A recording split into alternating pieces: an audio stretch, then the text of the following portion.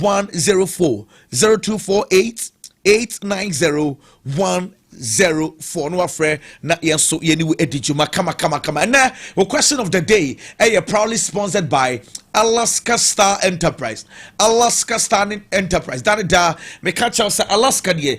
Oma daroma. Eni ma beto die sisi dem ama hwaye fe se office wo be fe Ghana for be kanfo bi raw office obetimi ni waye adwuma die. Alaska Star Enterprise na daroma. It's the question of the day no aye krado a me say mo fanto na fe Ghana for enso encho madwen Lawson TV.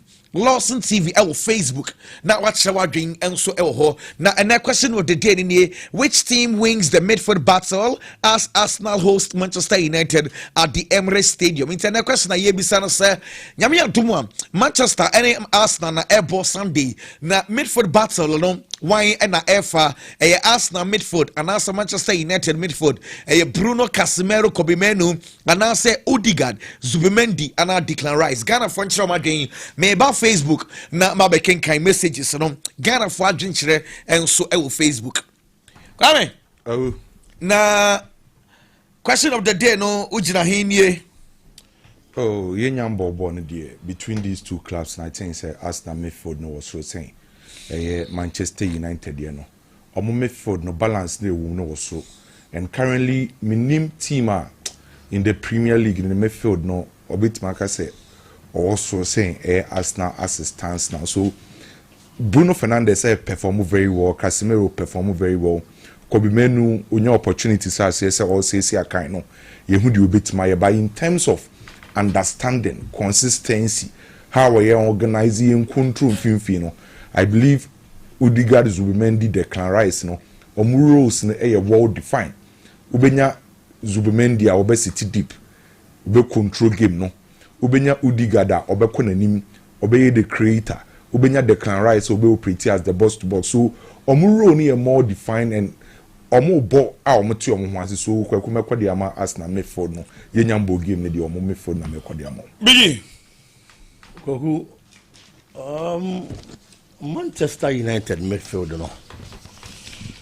This season level of consistency our form, honestly speaking but for the last game against Manchester City, how almost any City midfield no, because if you are facing a midfield a consistency of Bernardo Silva, Phil Foden and Rodri now Timini Omobo a bunny year. I think Obetimi share a lot of these teams now on your ball. But Arsenal no, anything about Arsenal this season looks threatening and dangerous, honestly speaking. The level of performance, level of consistency when it comes to grade A performance. Arsenal midfield not any team not this season not there. Just a Manchester United midfield ne surprise me. I am going to go for the Arsenal trio on any day. Odegaard, Zubimendi, Declan Rice. I am expecting them to carry the day and dictate the pace of the game. Question we say midfield way that way. The last 2-3 seasons. You can say combined 3 obefa de here. Combined 3. Combined 3. Me Casemiro. Declan Rice. And then Bruno Fernandes. Casemiro. Yes. Declan Rice. Yes. Bruno Fernandes. Yes. Now you say Manchester for 2. Yes. For the past 3 seasons there. We said 3 seasons, Arsenal so form. Yes, Arsenal will form, but say Arsenal midfield, no. I am picking Casemiro because me compare it to Zubimendi. Premier League for the past 3 seasons. Say Thomas Stay Party in a man. On any day I was going to go for Thomas Stay Party because I am consistent with the Arsenal team and the modern one also. Zubimendi by Arsenal this season, he's doing well. But I feel now all for you to become a top player. You need consistent performance, grade A performance at that top level. And sana yetimia kan what work on. Tizubimendi, I feel na oyama yahwe.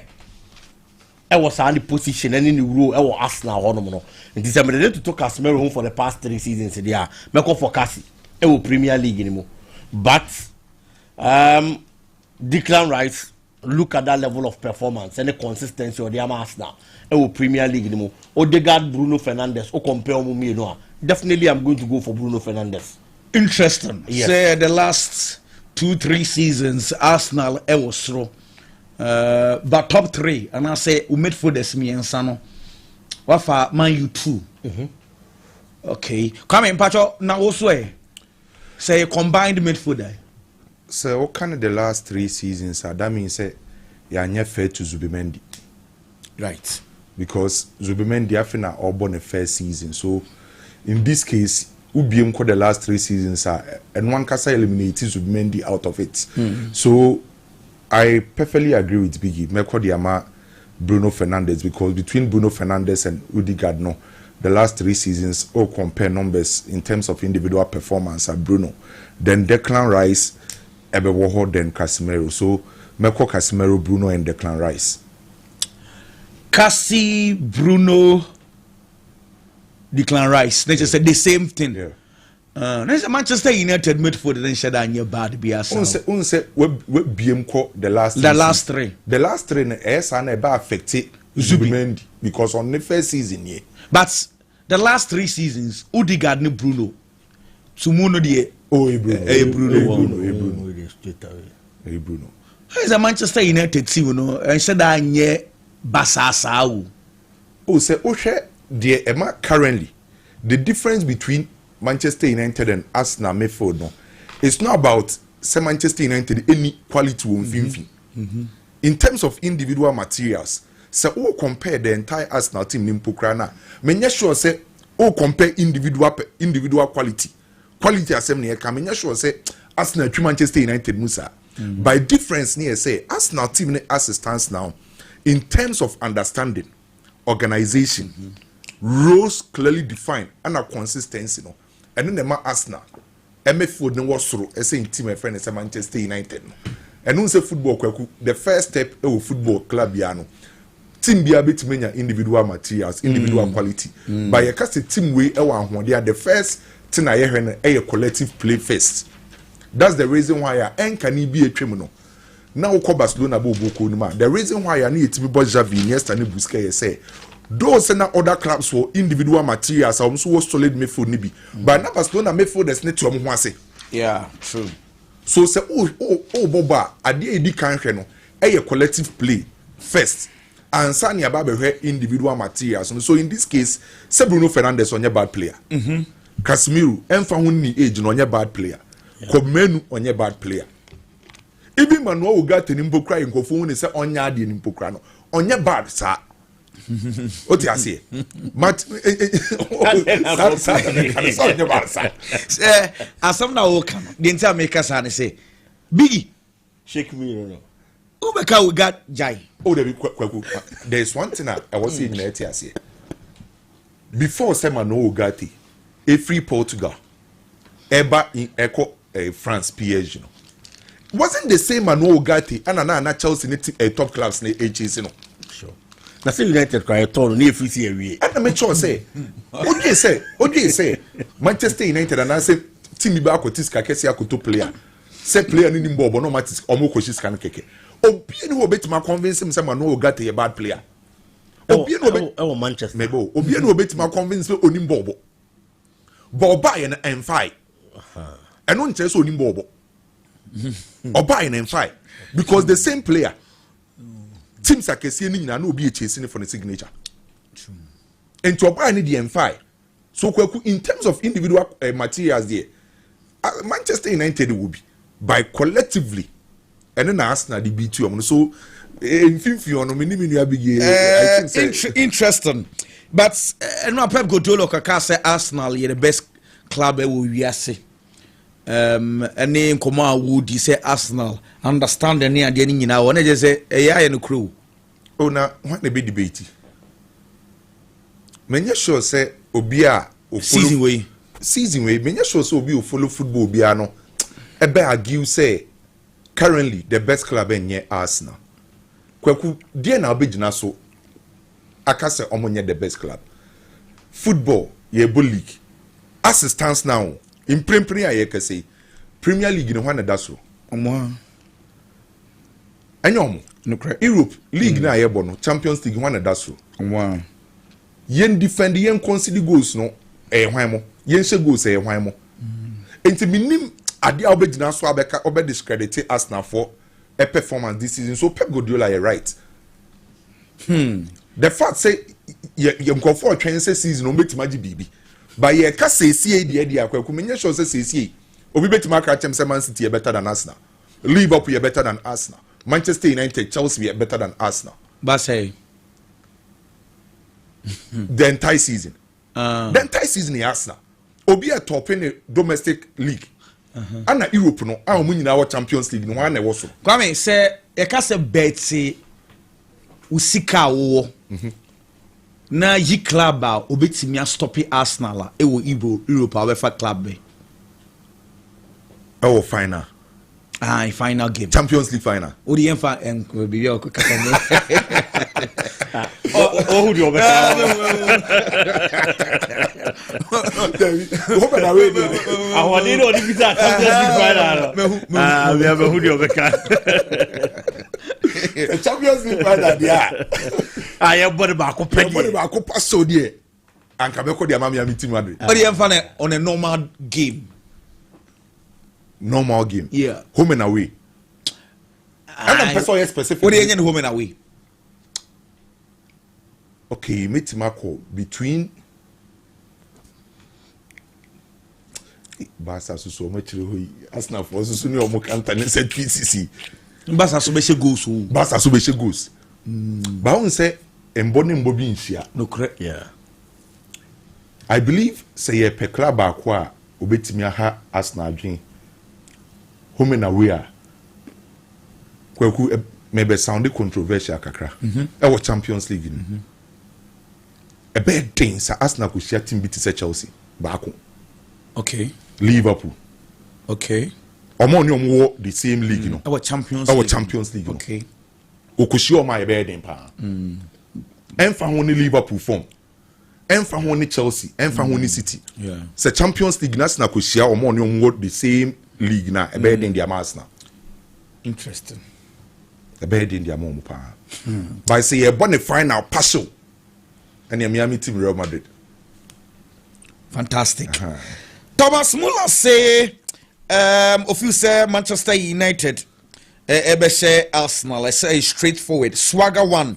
Association live from WhatsApp Benso Manchester United and Ebeshe Owusu Richard say Real Madrid and a bit to me a stop Arsenal. She am Arsenal saying Real Madrid will stop you easy. Biggie say who last better why and all cost bit to me a stop Arsenal. Last bets. Deal.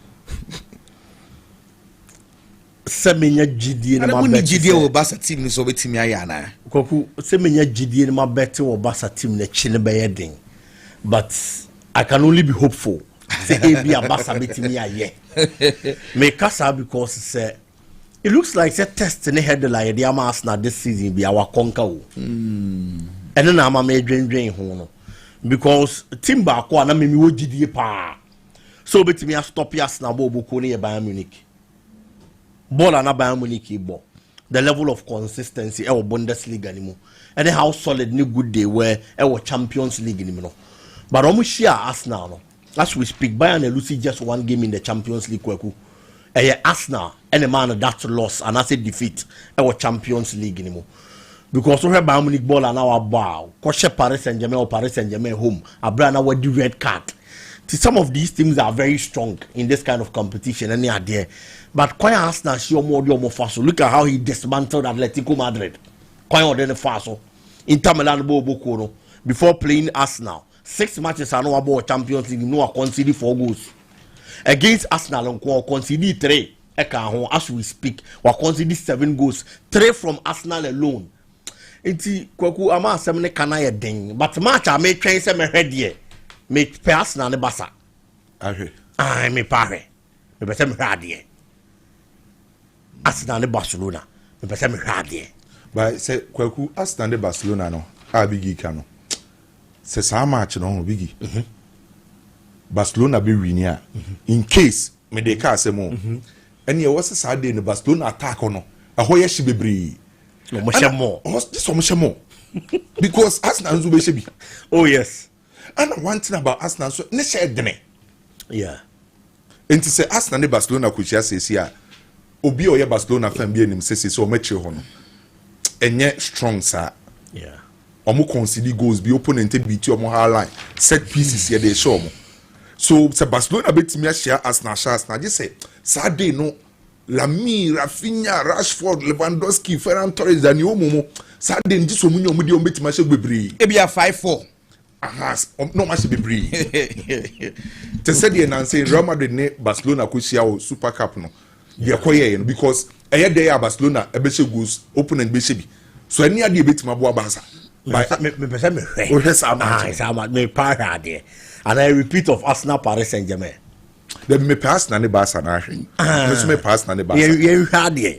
Me pass na ne Barca. Baji jimenim wo match ho na asama ko ba. Oh, ye nyigi ye go ye hwa there keke. Ye be se hwe se. Ye o ye tribune be sia. This season, say Arsenal to me and J major trophy be a personally a besheme. Because we kumeme no, I believe in say uye adwuma na bibia koya. I will say bibi ka ho. I will say bibi ka ho. Adwuma na ateta ye over the years no. I believe say was say this season e dey. Kwaku omo timi giro omo ho so major trophy mbaako. Na emma omo ball na omo boni omo effort no. Are complementing it very well because ebeye ya say Arsenal beye say adwuma we nyina na at the end of the season Abasubo nyina echi na akoye dada na the same old story. But personally me pesa Arsenal the trophy this season. Sure. Right. League no. League na nkomo je amani beji. Ano ana yere ko amanene ne de amanene samno sadia bresan sanno match se so French Ligue 1 Auxerre etifie Gideon Mensah bon 90 minutes omne Paris Saint-Germain esiakan Bradley Barcola etwatna edema Paris Saint-Germain yeah Auxerre for intimi anti say Bradley Barcola will form brutal 130 games for Paris Saint-Germain 33 goals and was assisted 34 and na game across so René and Laurent Bebo game and they have any Monaco bebo Marcel and so any lengths and a bit me Asia Kai and games and also bit me akoso English Premiership and 12:30 West Ham United and Sunderland Burnley and so any Tottenham was for game no Nomi and Fulham and Brighton bebo Manchester City and Wolverhampton Wanderers game no and so 3 p.m. Alfred Bournemouth and Liverpool game no and so 5:30 nyame adoma kwesiada and Brentford and Nottingham Forest bebo Crystal Palace and Chelsea 2 Alfred Arsenal and Manchester United 4:30. Chanyame aduma Refi Craig Paulson and be name and so Eddie game no we say the English Premiership as now no Arsenal legusu LED 50 points Manchester City 43 Aston Villa 43 inti ye weekend in BBSC and German Bundesliga no game so St. Pauli and Shebi Hamburger and so intimi and Shebi and the games Leverkusen and Werder Bremen bebo Bayern Munich and Osberg game no and so 2:30 Frankfurt and Hoffenheim and so bebo Heidenheim and RB Leipzig Menzo 5 and Wolfsburg bebo and a Union Berlin and so the Borussia Dortmund bebo and no games and also so when say in the Bundesliga Bayern Munich 50 points Dortmund 39 points and no games and also so the Bundesliga in the BCB and one some so at the bro when say Manchester United Alanche investigations pa and penny for say anano Manchester City Bobo game no yenyan start about 4-5 hours. The Manchester United official lineup leaky. Then central for discuss so what? Sadia na Sadia AC or Manchester United. So more Bobo na club information I was saying ko bia kana nutum na Manchester United ade ni sie no na edabo nten. It's Manchester United say full investigations cause omu hwehwem wine and our Manchester United dressing room and one of the Manchester United in some and so APA and some amete ADF Manchester United and so aswaye eba make Manchester United and some no Old Trafford Manchester United under 18 no ebobo omne derby Manchester United SMU ama derby and so bako abrant for the chido obi and so go na wonim say game no Michael Carrick heavy Now I was like, carry K. Well, we have one now. When they understand everybody weekend, you quite nancy, question videos, since your ass now born a ball, pet taxes a mawa papano, and run a journey in a or her under 18 gamer, now and also echo so on no all on a Jonathan Woodgate echo B, after Steve Holland, Manchester United technical team, no winning uncle and Quadane Bonnie B. Now when he was a game, no wine running. And so echo heavy Rooney kwana coin in understand ba Kai Rooney and also so officially on also Asia Kai and so at Manchester United under 18 off the bench and a buying to Rooney and a echo no drew on supporters nibi chini jina sababa my encha pictures and so a legend Rooney so echo here being Manchester United game and echo so Rooney now was stancing will be Michael Carrick was stancing with some penny and so I was stancing will be no so enjoy games and kakra no and somebody bia made say from Manchester United and so aswaye eba yantwan sabno so abranti osakan edema let's go Madrid Thiago Almada de mate say wa catch mpanyifo no so anya dia obeko bebia na no adam kofa ne ba ya from Brazil where you were born on da oba onya ball ni bi mo initially no person free club no ko nemom de mate say wa catch mpanyifo no so no an kan ye say de wasasa na twa person to so and so edema let's go Madrid say Galatasaray no mo pen no kwa onya sure say bia Nima subetimi afasa and say the American Thiago Almada ever twas so at the Amal let's come on to season and so ever ban away the American say Andy Robertson our Liverpool squad on what they call bomb of Munin and so more chain said Tottenham for any Liverpool for bay agreement now say and common just said Tottenham for the person 3 million and a demand Liverpool now for Omofa Andy Robertson boy idea we say yes to Tottenham Hotspur yeah can send Krata Sabono and so ever go through to say and I thought someone was before we deal in one. Now it is a almost friend boy and enough on a free camp. Now on also saw baby ball and so at the Ama team my friend thought someone was saying Andy Robertson the Guswa. Yeah, trying to find a confirmation from Tottenham and Liverpool. Afe and pay in Krata somewhere cost on the semi Bianco to turn out here was some and so at the purple Everton for say or midfielder James Gardner were extending the contracts now until 2030. James Gardner Everton for playing while extending contracts now and so at the kama and now at Manchester City Savinho yeah right afimu 1st of January Manchester City and the Sunderland nebo and Savinho April up to now on Timisia Kai and from Manchester City and was starting the recovery and at Savinho and also what television also no or butchered me on the side crank yeah Savinho and so Baby returning after Baby Siakai and so at the Ama Manchester City and no and somebody bia yet say now what him say na no ye Afcon place no ban somoba and Tima ye fan El Nasa omo rekame abrantia ye frano Sadio Mane fantastic capito yes will be a body din Sadio Mane you know and Western African wear whites or rock camp after place no more yeah just James session yeah massage kakra enti abrantia no more yeah and I'm catching say general yes so you be big kakra and so aye at the mouth and omo prepare special cake and so at the abrantia fan Sadio Mane say omo banabaso what's a club name we ye papa oh yeah and Ronaldo say catch general and Ronaldo onu etwetwa cake no and odema Sadio Mane say Sadio Mane je why are dear papa and Sadio Mane so je omuwe na place no eso ma Sadio Mane fans omotonyom edema Sadio Mane say why are dear papa ye wi ani nyina echi Sadio Mane ese odobias no kwasem ewom ni say in fact Ernest Afona surprise the papa we nsusu so meyesa edi amano Sadio Mane. Thank you guys, I'm really happy for the present. I didn't expect this, but yeah, that show the warm welcome, and I'm really happy about it and looking forward for the rest of the season. Also Nicholas Jackson also akwa drew by Munich for camp Nicholas Jackson and so drew on him say by Munich for a prepare special cake hey prepare special cake Ediama Nico Jackson and so our Al Hilal and so our Saudi Arabia almost our camera bronze for the Khalidi Koulibaly NTK2 Khalidi Koulibaly also our clubs no celebrity place no papa a bronze no coin is your eto no do on so catching nyabucha ni yenye bibi enfamao yan call on for camp abrano mo kama brantia ye freno ni akiti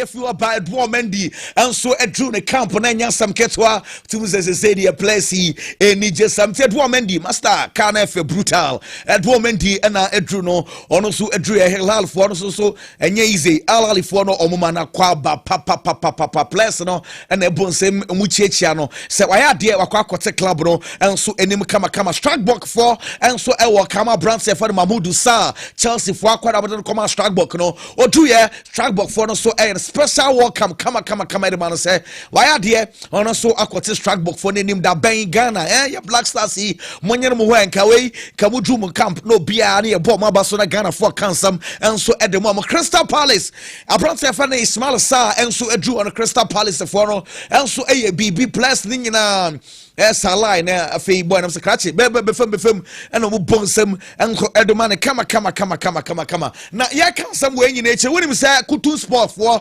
our Cameroon na Kutun Sport for no omu coach na Cameroon for no edekobɔ AFCON no ono so adru wow ono so na almost so bonsem and so ademane kama and all some pia and also appear few hopper when him say Ali Haaland agent Rafaela Pimenta Forbes for no say 2026 global 50 persons or more influence pa e we say ya de Rafaela Pimenta and so edin e de account yes mami Jumedia odi otimi convince Manchester City for say on extend the Haaland contract and famano until 2034 our contract no be hwehwe scanning mu nyina no a ekeka kwa 1 billion almost mami negotiation skills no owoniye into Haaland the agents say de na aka ma fact what influence pa e wo wiase and no answer bia and also epie efi ehoba Brian Imbuemu and I is a for ABC bisa the question said ye din kan and I know Manchester derby no Manchester City and Manchester United game no nya some ketwa wa uko go kama chiram Saturday no na etel sign winning we upie when na Manchester krom ho a man for Emma fans and Brian Mbuemo san say am for say na when you do say gamer and your position wetimi agina number 9 great game Manchester winning. No, obviously I'm really happy feeling. Obviously, I know how important are the derbies here, especially in Old Trafford. The fun was crazy. I think we played a very good game, and at the end we get the reward. You talked about the fans there. I always think somebody bia abranteɛ no so ɛka yɛntoa yɛnsɛm so na afei yɛmfa deɛ ɔso so ɛmfa bro Chelsea for ɛsɛ yɛnka nkyɛ wiase no nyinaa nsa abranteɛ fa ne Dario Isugo wasan so akɔ krachi so obi na ɛyɛ no o sɛ no ankasa no wekɔdi biribi ɔwo nti aseɛ ɔba Chelsea Club World Cup no ɔbɔ obi Premiership onyam ɔbɔ opra Okoba no asanso epra Dario Isugu coach na say anano omu ye training and okote to ye isomu ye say boy no coach na say doctors for na catch and search so tnefie over by 1 month abrant seven and Dario Isugu one also asanso akopra name of the meeting say Crystal Palace for the offer the abra Chelsea say Josh a champion almost so interested say Josh a champion no ombetimi afa no Manchester United say omni Kobe Menu contract extension and come on the tiana say Kobe Manu crowd, I'm so many cancel the create dada. Kobe TSS or extended contracts, no, and so at the amount of Nelmom, a Rubin and Morim,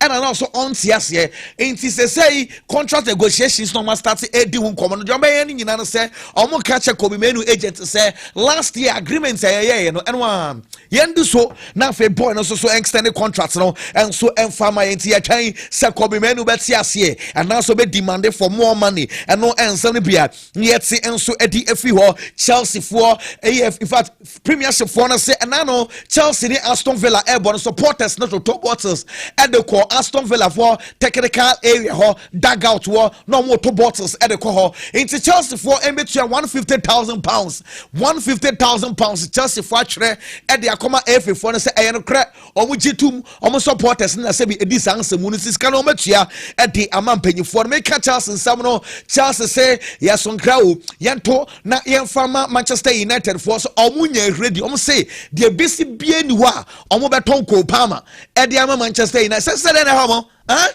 say Chelsea ti ho na wa frema you say Brian negotiations say ko pama say So then the home mesa Chelsea for say there be NC da na omo players be omo untouchables. There is no way omo turn sa players no at the ama club fufuro bia Kopama Moise Caicedo Enzo Fernandez sa players yi omo sika sen omo ntonti omo se Chelsea for say yanto ya dwumukresan sa de no NC da na Liam Rosinia coach Edema Chelsea obetna press conference asene e bi san say yati o Manchester United for say de mo kanukromutie still ombe pushi for Brandse for the Kopama Ellen Liam Rosinia say look ono boy no Oma make several meetings on the Kopama shesha bebre Kopama are you happy eating something for him for uncle baby Liam Rosinia conversations with Cole and he seems very, very happy to be here. He is very, very happy to be here.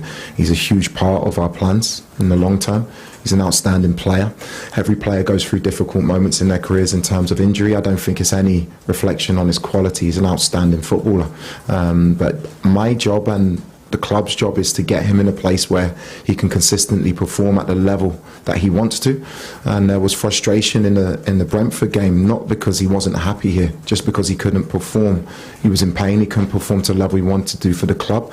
And he's a great kid. And he's an outstanding player, but we have to make sure that we look after him in the right way. That's why I haven't involved him in the last game. I've had numerous conversations with Cole. and so I can say and I know Kopama once and na Chelsea and so and Brentford for boy no say boy no na o pains mu na say or eya ne ya say ball no ntimi say that more because they bia no na asa na ya sere gusu eya ne ya o say no and asa na Kopama say hu so say go when jubilate enya because say onye happy e wo Chelsea o say na dwuma any Chelsea dwuma no say o metimi aboama Kopama aye fully fit say na be ya Chelsea and so benya Kopama ho so Kopama so betimi abo ball edu level opesa obo intin samna nkofo ekeka se Kopama enya happy no se enya no kre ye ko bisa coach no say na 3 back no na was Strasbourg na wo bi na Chelsea na be mu say one of the games Chelsea be 3 back na and also say there or try or adapt to players na or no say for now on training 3 back e wo training grounds wada onim de be see china de but for now no de onye hu training owie e na oto aso aka say Chelsea the leadership squad players mpanyifo no a no leaders na what team say no a lot of respect and so at the moment so no abobo ni bi pen hwe wa ye coach bi pen also we share leaders bi ho a de bia mo kasa tuno no kasa wa bonten obegina park so now the ball no cry man o pass ball no dia man na odwane also ochisa leaders no ope leaders a park rugina so obebo ball into obon the place na boss obori James Moise Caicedo Trevor Chalobah obo toss na dara bia onyina di wom also leaders na we Chelsea team no opo ma boss so Romeo Lavia there open tam no Romeo Lavia ayedwuma nemom also wa catch Romeo Lavia say open tam ama Romeo Lavia ba park no so no wa catch say so onya fully fit party adabi ama Romeo Lavia and so embo ni bi mami Michael Carrick na yenko bon komesan sanyame aduma Manchester United and Arsenal na ebo na ensam no bebre de kan for me Manchester United current wakakra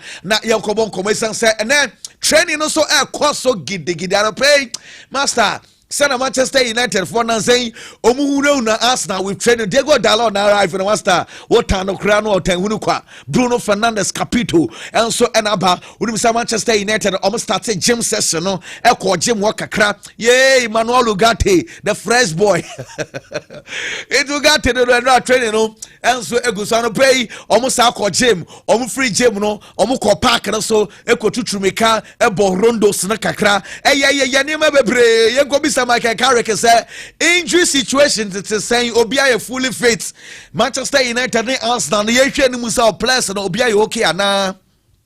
Oh, everyone came through the game really well actually. I mean, I can't say anything apart from the obvious. You know, it's been a good week. I think it was a big result, big performance, and a big kind of big uplift. You know, with the feeling and inside the stadium is and it's getting that balance. You know, between taking the encouragement and the confidence from the game itself and the performance, and then. Michael Carrick nyame aduma mo ne Arsenal for no musu master when was Arsenal for no betimi ahye woto and also no when was Arsenal for a good team nebom de betimi aka che nyina ne say Manchester United e were the ideas some more plan adua ye behu.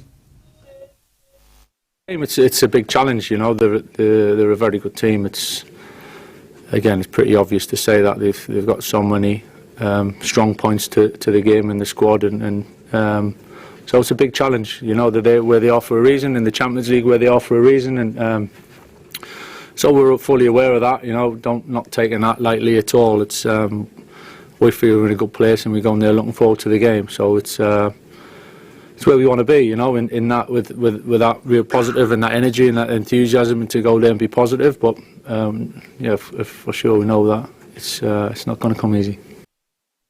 Enye easy and no some Michael Carrick and so eka and central for ebisanse Kobe Menu situation no coach ana enkane na wo Ruben Amorim na o Kobe Menu embobi na no wo baye Kobe Menu de bia ugina game no mo bo Kobe S resre se de Kobe Menu ama for cross contract extension on sign bi bia okay e de man na aden nkomo ben e na woni Kobe Menu edi coach hrem so Kobe Menu onim no na Kobe kra o be 13 years so that time no na oye no coaching a batch into no come Manchester was on him boy ni ye pa yenya botre sansa Manchester United betimi ate e de esi ne dada mu a omo hia academy players no sa boys no so mo stronger Manchester United e be fa yen coach nsem a coach Michael Carrick e ka fa Kobe Mainu.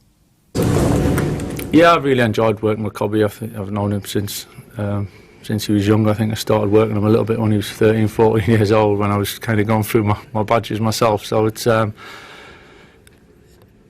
listen, I've said it before. I think this club needs young players coming through and being the foundation for understand what it means, and not just for the players or the squad, but for the club and for the supporters, you know. And I think it's something that we need to grasp and we need to keep building on. And Kobe's a prime example, you know. And so Manchester City and a warm to one draw Sebebo and Manchester City training grounds and then some Ketwa all attention our McGay. So the last training session before the first game McGay and also joining Manchester City training grounds one and go born no bomber no controlling on your brand for the Kuzanov coach the secretary mummy coach now Mundi Gomo Ebia metimi abomu mienu into only Kuzanov we can't no way aka na me board me fa ususu die chire fa we susu me sha na ususu washa into Manchester City for training and also a twegu kakra ma me Pep Guardiola na ye mon komo say Pep Guardiola no mu ko bisa na say na papa aden de bia who complaining injuries and also injuries na dey e ha no pa o also injuries in some Manchester City pa and on be sense say solution here den and also okay e bia solution is say obe register players makumanku 50 na 25 no munya boni bimbo no obe convince wo o say nye sa dia onim de obeye Pep Guardiola nkan some papa da de bi obetufo na we tufo no ko Pep Guardiola a man of games, but not happen Man City, happen all the teams. Look, Pedro in Barcelona now injured. Why? Muscular. A man of games. So, if it's still happening though, is there something that needs to be looked at for 50 next players season? in the squad and 2 managers. 225 don't play. That is the only solution I have. Some no example Edema Barcelona see Barcelona the BI injuries a muscular injury into such as say register 50 players na only 2 coaches bako 25 no munya boni bibo no mo manage omo o china bi obi pra no akofa bi de free hodi aba Pep Guardiola kan some papa na yentie nsam no kana we nsam no so ekeka no nsam no bia Pep Guardiola so by Manchester City for third goalkeeper Stefano Tega de metin say by Leverkusen for show interest and so e woni mo wonim say ko Arsenal Andre Better say was start say negotiations edidi nkomo next summer Arsenal for players on betimi assign Arsenal for person to left winger and so the best team no mesan say ebia through sound and Asa Martinelli bako and so be free club ni mako Andre Better go so adwuma afin so diameter say hula na average come on nyasam keto Arsenal for nania brutal master Arsenal for no master must stop mo esan say Arsenal negotiations so mo ye na diameter say Andre Better contact papa e Fernando Hidalgo agents Edma Alvarez any din komo say yanya ne dan Atletico Madrid for no yankwa ne say for sika san and then Arsenal any abre enso e pabrant se fan Julian Alvarez enso e de aka ho yesa plan B se Julian Alvarez de na anye ya e Cameroon for striker fan Ita Iyongo no so esiakan enso Edma Levente na make Julian Alvarez nkomo no wonim say the agent Fernando Hidalgo and Sancho for Kobisa ne say Arsenal titru Barcelona no crown ya say omo no crown dem we di nkomo kura wie say and Hidalgo say abi on the agent also de confreno only de kondin komo na mom do betimi aka say clubs na dane da omo ha na dwen and ye pabrant say for Julian Alvarez no so munyina no monko Atletico Madrid ho nam no monko ka say sans no de oni bibia ka enso fa na brant say fa no Julian Alvarez eno ensa no bia yet say e de afio nim say Barcelona for ball e wa Camp Nou ache brutal the last time Barca ball at the 13th of December in fact 1 month ago Basa, wouldn't say low key in the course of Camp Nou, Papa. Famico Camp Nou and Cobon Como, Essence Estrona, says Basa, the last time I share Sana Basa air, you know, now says Echo, a Jumano Papa, says Rona dear, or must shower ye. It's a Camp Nou and a television also kama Basa for near brace bejuano na nyama enso edit na kwemu kama enti esoro no na Barcelona Jumano eguso Juman kakranka krabasa se next season ni baba ne die na Camp Nou no owe hia na sa eno ensam ne pia epie efi Barcelona enso aso ye ba make Barca ensam no se Barcelona jersey asewo ekire no Barcelona jersey nechi asewo ya twere ho UNHCR and no UN4 refugee agency bia na kakra ya pesika enso edema refugees for no na de metene say company bi aba Barcelona ho say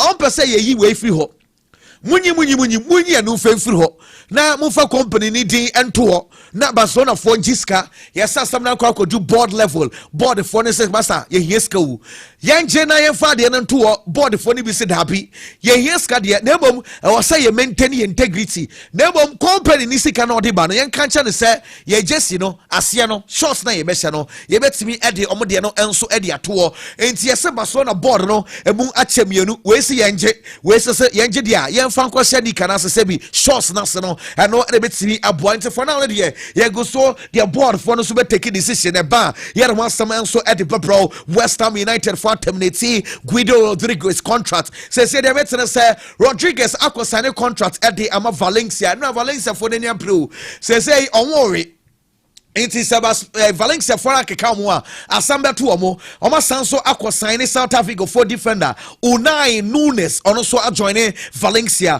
and so El Hano and Samibia, yet say Eddie Free, Marco Silva, Fulham for head coach, Marco Silva, and Yano Crack, Sancho for Biamoa, or Bia Wakase, and Bronze for the Harry Wilson, free Fulham, no one could join a club for Biana Saboy in Yanaki, so by extended contract at the Amo Bubios and Yano Crack da, Bueno, and so at once so at the Ama Fulham, only say no Paris Saint-Germain born a boy no Warren Zaye Emery Abrante Omeki ne game number 100 in the French Ligue for Paris Saint-Germain. Inti Warren Zaye Emery game number 100 for him and na enya sam ketwa wonim say Seni Mayulo sena e important say and now no PH for no so disappointing supporters ni pa abra na mo Champions League against Sports Lisbon mo lusu entina ehu be hia so me win game no and so e dey ama supporters ni apon ye no and John Paris Saint-Germain for coach Luis Enrique na ogina ho and supporters ni yimfoni kama do mase so be support Paris Saint-Germain yanto aso esan say me no ka say Lionel Messi any Inter Miami bobo kono and so edu Peru yay chates kakra ko gisika kakra ba masa Inter Miami omu didi Messi wo obo na fa ha no makwaje kakra no mo de na fa ha no makwaje kakra enti omo du Peru Lionel Messi no na basis ahodo a ebe fa Inter Miami e de call hotel no na nya sam ketso na supporters ni tiem Messi Drew yanko Peru wakakra na yanko hwe Messi o enjoy no ho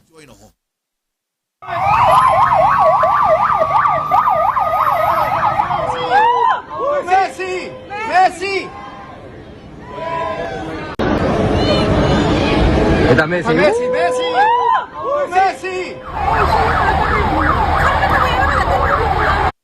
and also APA Hopa Real Madrid say Yanka and National Barcelona newspapers if we be Equatorial Basa Abeloa Akacha Trent Alexander-Arnold they say Trent free club with Mukwesa say Wusum but Real Madrid for say hey National for the more years had no Omunperof Omuchi says say wunu sawate say no cre say Benifone so mu GDI or Trent Alexander-Arnold mu it is ankophobia mo basa for na say dey person mu create confusion na Real Madrid for na say enye no kre boy no enso ebet na mo ne mu GDI obebo ball na ho to no a Madrid for be support ama Trent Alexander-Arnold ball na obo no enso etimi epie ye pa da Militao recovery no enso eguso we post picture e dia ba on any fuse na the wife from guso na nine no omo ye hu adwuma se na be obey fully fit na wa be sia kan e de ama Madrid na fe World Cup no ono so akwakosia kan enso e de ema omo na wonim say Chelsea for deal for Brantia ye friend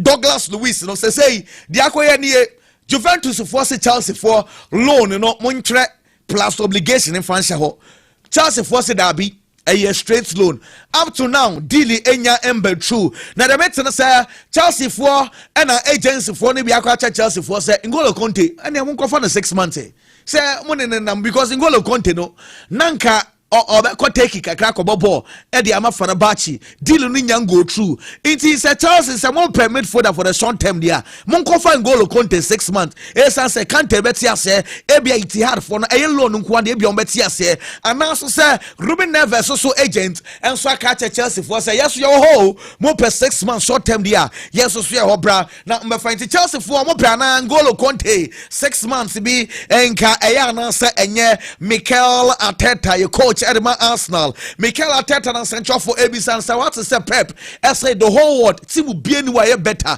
e chain Arsenal Mikel Arteta said you only say kasa one now the best team we are here a team a waji trophies a team a we win BB and now your best or say Arsenal said anyi BB and to best David was in a Pep Guardiola Canada they want Pep Guardiola and so enya dwen and central for Bisa say e dan and Benjamin Sesko wo what's a chinchina Victor Gyökeres and I will pay coach them danger and I want to Benjamin Sesko ne Gyökeres now pen os munyabuche as we match him coach. Well, at the end we have to make a decision and we believe that Victor was the best one in the scenario that we were in the qualities that we didn't have in that number 9 as well because we have the situation with Gavi and Kai out for many months and we are very happy to have him. What were those qualities that you needed?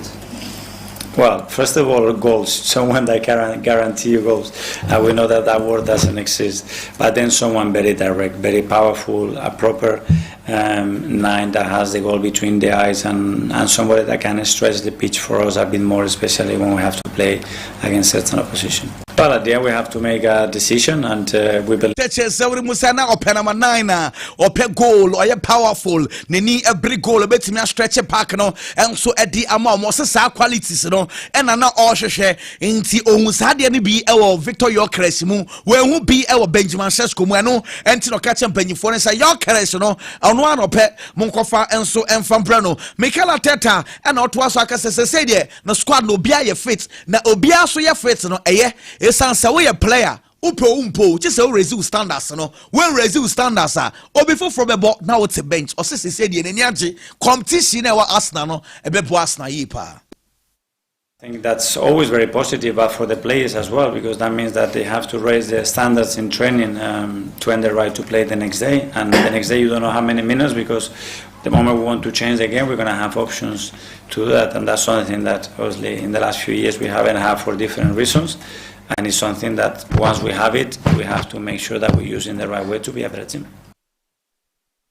Yes, I think that's always let's come and trade the meeting say PG for na catch say can in Lee omuntimi entono middle of the season sa inti says one pass omopa nyame aduma sama omonfa bid enso emba January for winger Yasa Asprilla the meeting say January for no atono edene ko in fact Girona for no atono edene ko Galatasaray or ko loan plus obligation no 23 million euros or no e kwa kosia kan enso ede ama omo team say clubs na nia bre Club America enso e wo Mexico e de krata e de abrati my friend Fulham for say abrante friend Raul Jimenez omo so airpe no ye be trying deal no de be be pia de one some e de baba Flamingo for second offer second bid for Brancia.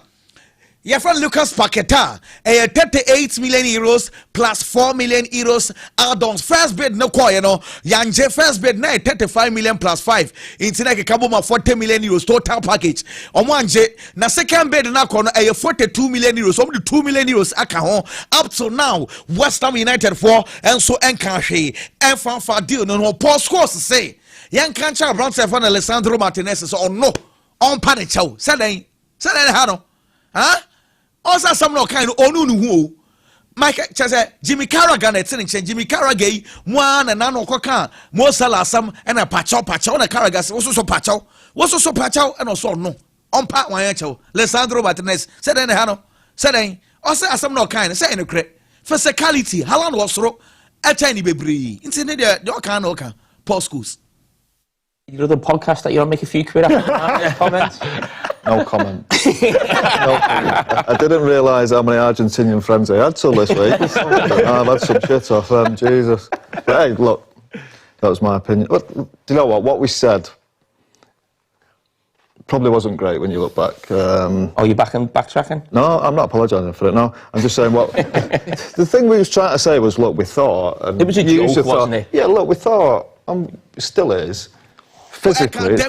And so Asia Family Lopez agents has started contract negotiations in Hong Kong. That's a going to contract till 2029. Basa force yeah, per se the contract ni be a canvas and Family Lopez nene je ne bon ye pa and say contract extension as start say air cost deco and the boy the agents as start say and so Eddie Komo Galatasaray for Trekrata at the Bre Barcelona for Sabranche for the Mark Casado almost so air per the meeting say Casado akacha Galatasaray for so uncle obeso na Ocean obeso fighting for the position in Sabranche for the Mark Casado offer if free Galatasaray abano or say uncle be or twaso na wakwa kwesi aka in fact obeso twaso under hands flick na osiakan enso edema mo yenko Barcelona for training grounds na kobo kakra esansa weekend we dey for Barca man sharia Real Oviedo there e wasabasa team ye omu adwuma na no Barcelona lusu to Real Sociedad say dey ni brapa into training no egusu ekoso woni mse Madrid for be ball and sana Barcelona for team ya bo into say Barca she against Real Oviedo into training no and na etweku kama Hansi akacha boys ne so be concentrate there no complacency munko say Real Oviedo and so informer coach no woni mse Manchester United for na no mo pamo Ruben Amorim and the technical team yes nko mienu bi Amorim and I know mo buy yes anko for no Manchester United amo match na wanko and I'm say na why mo na yes papa bi ye fa the Felipe Souza ono na nuane edema boys no say hey papa no the sabo brutalize am ya no nuane kama edema boys no say papa tina won ko be bia won boys no guso enya djuma operations manager papa no so dey buy accessor Valentin mpenyifo no so ono so tina na fei ono so enya djuma ema Manchester United make Manchester United in some no Old Trafford won say Manchester United say be supporters na moya na mabonte na mo hwensa ade na stadium no ene ye ba tickets ne board the Manchester City say there hwe o ma ye self beer machines be what I say self service beer machine into ukoya say beer na open beer open so open no share ubia so be bibia dia mo so almost supporters ni feel okay almost supporter no ba 1 hour before game na obeji beer oh yeah, more 25% discount in tea.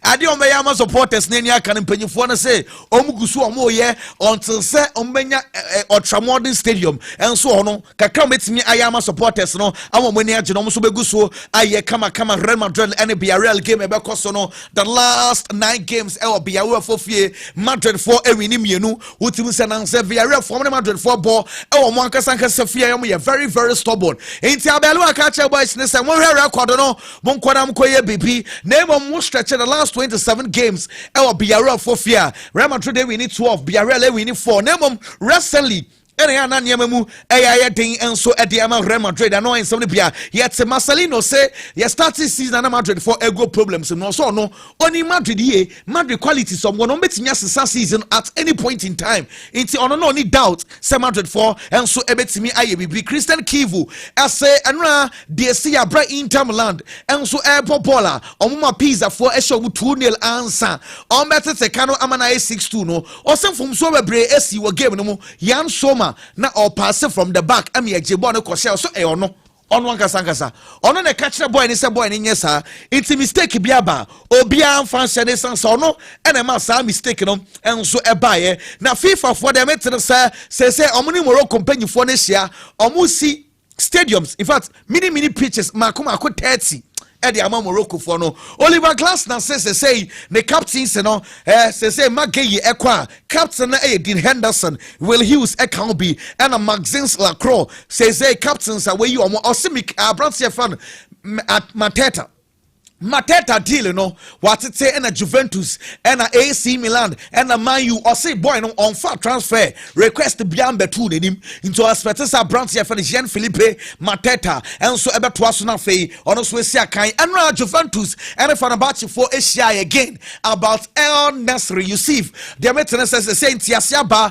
is as initially now Fenerbahce for some obligation say the option no in Tiasia enya bakama na woja seshini ekosra Barcelona nkwada no na omobo mini tournament bi over bare 7 tickets woja seshini koye na one nkora ne kokasa yetu omofo seshini futuo na obesa de makwara yi eti okotutu nkwara na for kama nyame ya tuma Portugal for say preparations for the World Cup omni Mexico bebo ewo the Exteca Stadium na brano mu bie stadium na kaisa sa World Cup no eno na Mexico and South Africa bebo ewo sa stadium wonti Ronaldo ni team ebe bie sa stadium no omu wia no mabo US dem it no say e possible say ome host game no ewo Miami some person kobo ball omu ye camping kakra ewo Miami na Miami wey na Ronaldo any Portugal e kwa Miami a omo kwa Inter Miami na ho ne ni asam no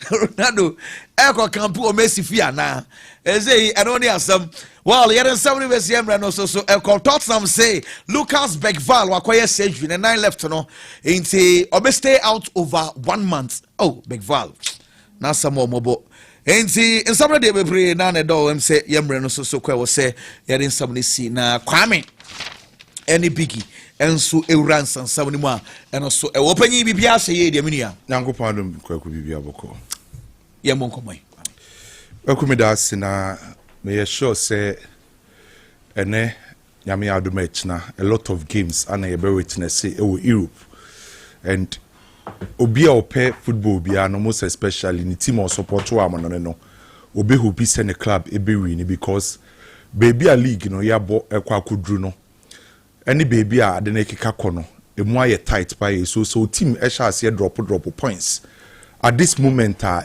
enkoyi so me pretty sure say kwaku this time around weekend we no ye benya interesting games and the results ahodo bi ma mensha ase emfem free Spain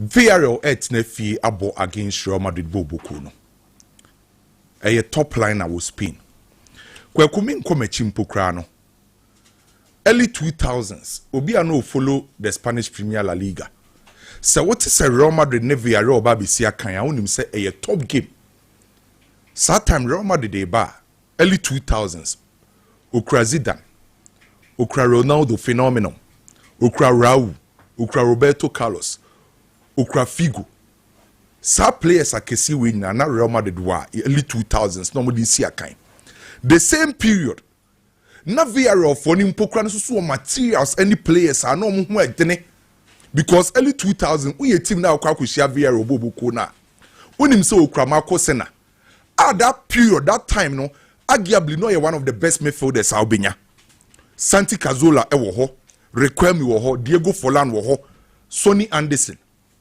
enti early 2000s kwaku sawote Real Madrid ote Villarreal onim se game a was sort two clubs ni nyina no the materials and as the players akese na eba enti se what is say nyame aduma ene Real Madrid ne Villarreal kwa kwesi akan a kwakwenye easy game Mijitu mu say the nano Real Madrid year against Monaco.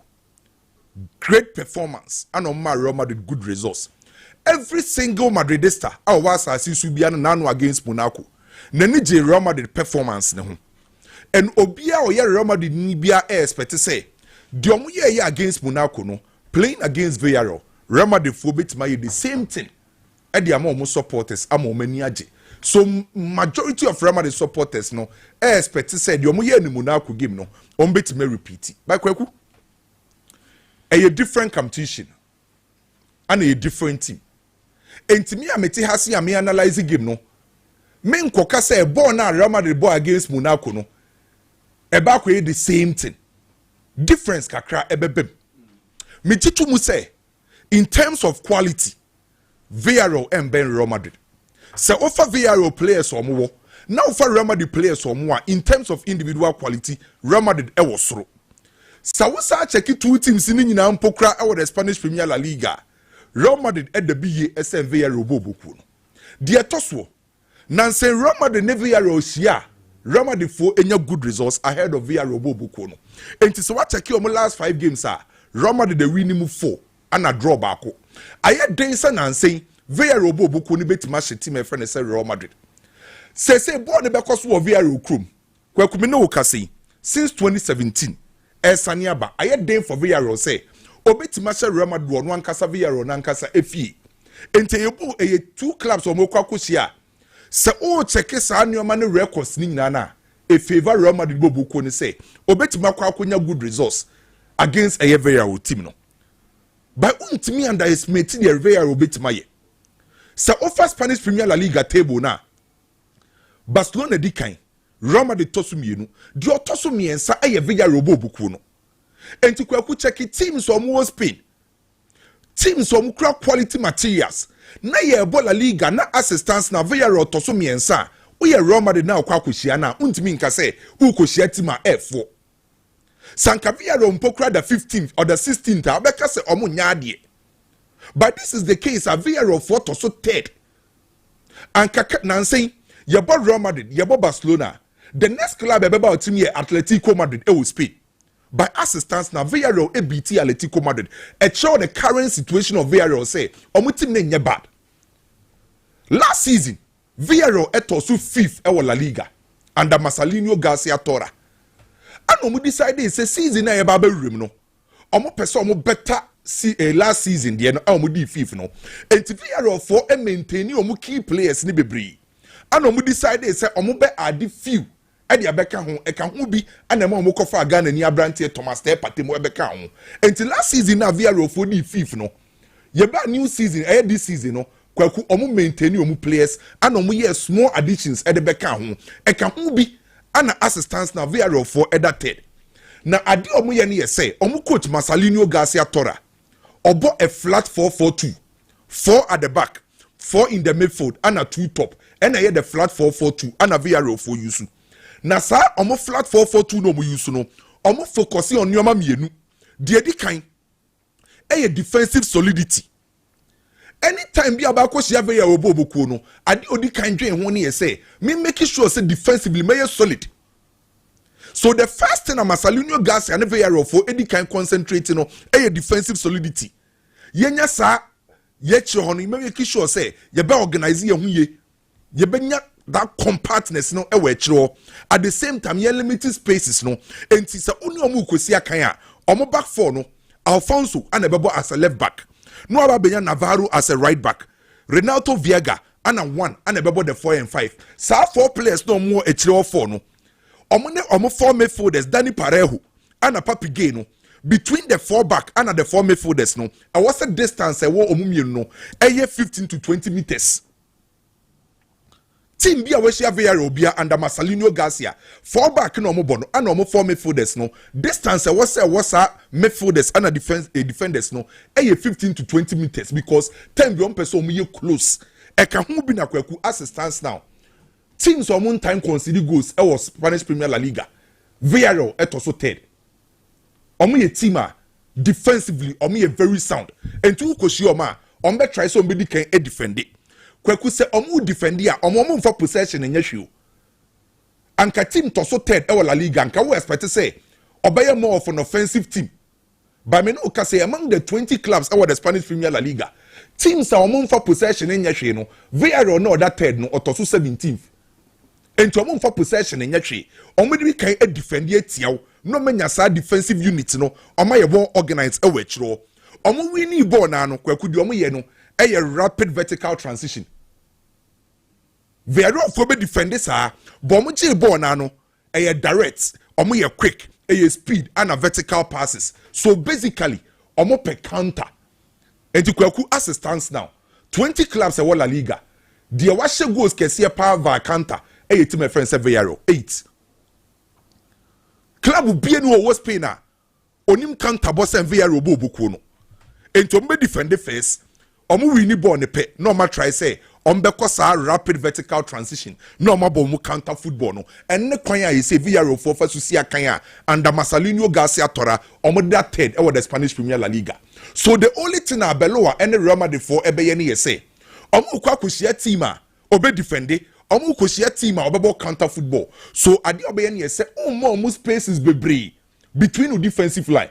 Because team ope counter football no ope space now the ball need the ball not to space oma rani akwa kofa. So Real Madrid for e was say omo silly spaces ahodro e wo mechire ho. So mutimi yes ade na ebeboa Real Madrid bobuko no. And say we further reading about football. Ukoshia team ope counter football pa. Kwaku ye free be say mechanizing of defense. In mechanizing of defense ne won nyoma miensa. Sa wo pesa stop team ope counter football. You use the mid. Because who use mechanizing of defense now we sit deeper and what and now we push higher which the one be exposed and the team or type counter no who use mechanizing of defense they are the most balanced stop counter teams you know they can say the mid block. So me expect Real Madrid say omo sit deep omo so omo mbo high line bebre but omo in between.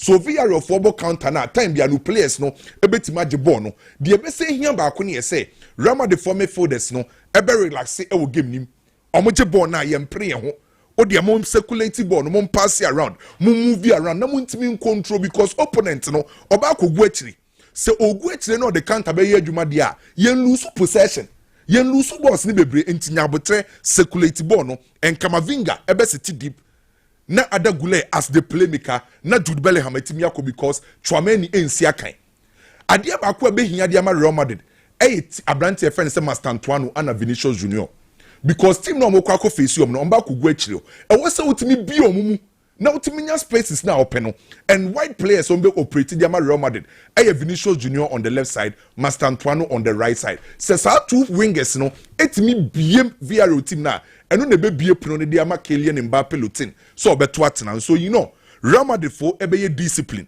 e wo se omunya that attitude positive attitude and energy ombeye serious no show personality and class se Real Madrid timnya sa de na obetima kwawe akonya the needed win na omopeno so kwaku based on two clubs in and I think say Real Madrid a win or draw for Real Madrid against Villarreal Wawi Barcelona nefie abo against Real Oviedo oye o stories no say some match we no obi expect win for Barcelona which no cre menya sure say kwaku obi betina ne phone echi anaso betina microphone analyze Barcelona na Real Oviedo say Real Oviedo e advantage say Barcelona minim ade a obi be analyze a ebema Real Oviedo ababe ye favorite. The difference between Real Oviedo and Barcelona kwaku emuwa bebre minim de obeka quality wise bebre bon na ye bono bibiem Real Oviedo omo nyaade no kra ne ba akope La Liga teams ni nyina on na ewie onyaade enti me pretty sure say so we are Barcelona supporter ukoti na o TV na chi a apart from say we expect Barcelona say obema good performance no and what say we expect Barcelona say obesa ashe goals ni bebre because after say Barcelona ko lose against Sociedad no so we check La Liga table na Barcelona have 49 points Real Madrid have 48 points and just 1 point and now Real Madrid be beja Barcelona and to say Real Oviedo game they say Real Madrid win here na before say Barcelona be born the nyambo echina no na Real Madrid aba La Liga ne soro enti ye game back a in as much as Real Oviedo for ne nyaade no Barcelona for so ntimi underrate omo ade ukohia team akwaku obeka se onya ade na yensoro sa team no e wo se wo kill omontem because Real Oviedo no onya ade no waba be kira Barcelona ebo ofie se omo allow Real Oviedo se first half yabobo Real Oviedo enche bi Barcelona enche bia Real Oviedo for in the second half omba benya sa ahode no enti so ukohia sa team we ya yensoro no se first half no be man be 5 kra 3 kra na de ama no akele ne confidence enti ade am hia wo game nim ye say e wo se Barcelona for killing game ntem eni so mo twen se on be struggle no ma ba game dim e wo se Barcelona for no e killing the early stages no mo impose o mo ball no on Real Oviedo for no ma Real Oviedo for hu o mo sai se o mo ye nkra o Spain by Barcelona for tina ho no mo ne Real Oviedo o Real Oviedo no ma relax dia Ebema Real Oviedo for so growing confidence so Barca for killing game ntem Pedri ensi akan Ferran Torres ensi akan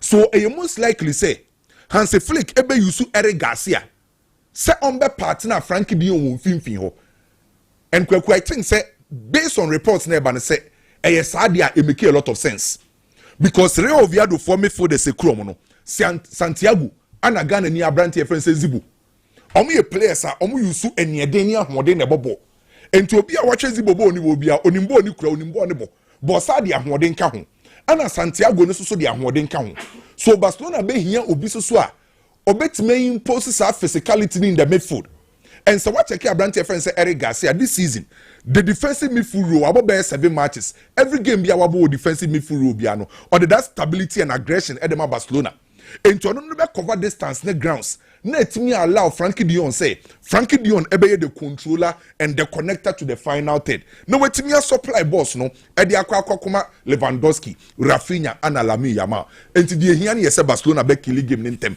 Barca a straight win for Barcelona may expect 2-3 or more goals e was game we mu uko England Manchester City etnefi against Wolves what would Man City kwaku say omo Dayesun be some person mu chase for the league match we ni so mo drop points if Man City for say league no bet match chase as Nigeria match we a key at the Manchester City currently between Arsenal and Manchester City 7 points 87 points in say also person ote Arsenal team na person ote no ono no kwa na okonanim on bafom or trim and it's also your Man City now person chase Arsenal the only way out is was also chance say we win matches problem here say Manchester City in their last 7 games were winning 2 pay the current state of Manchester City and the best we're winning 2 and oko face team audacity or the Premier League Wolves by problem I want here say kwaku Wolves for so in their last games of my ball almost last 4 games on lose you we winning 2 and we draw 2 oko Old Trafford kobo draw one Manchester United about draw nansi ya enti enfa won say Wolves for no eda from omo nya de wala Spain no England no omo chance say omo pick and Manchester City no omo soro no omo so drop it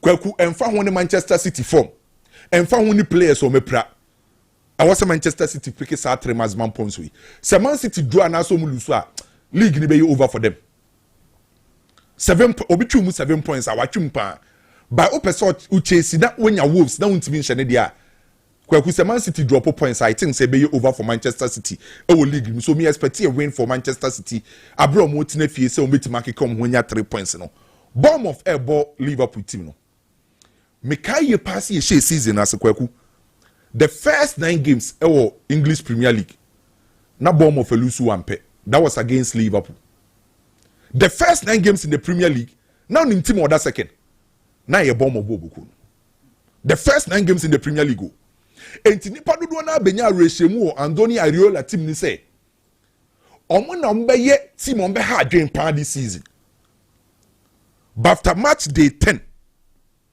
Esaniaba omo win 1 e can who be na bomb of drop here from second position no omo dey beto so 15th so omo form na omo di ram say na enye kra omu ni form and o ma say lose omu key player in the shape of Antoine Semenyo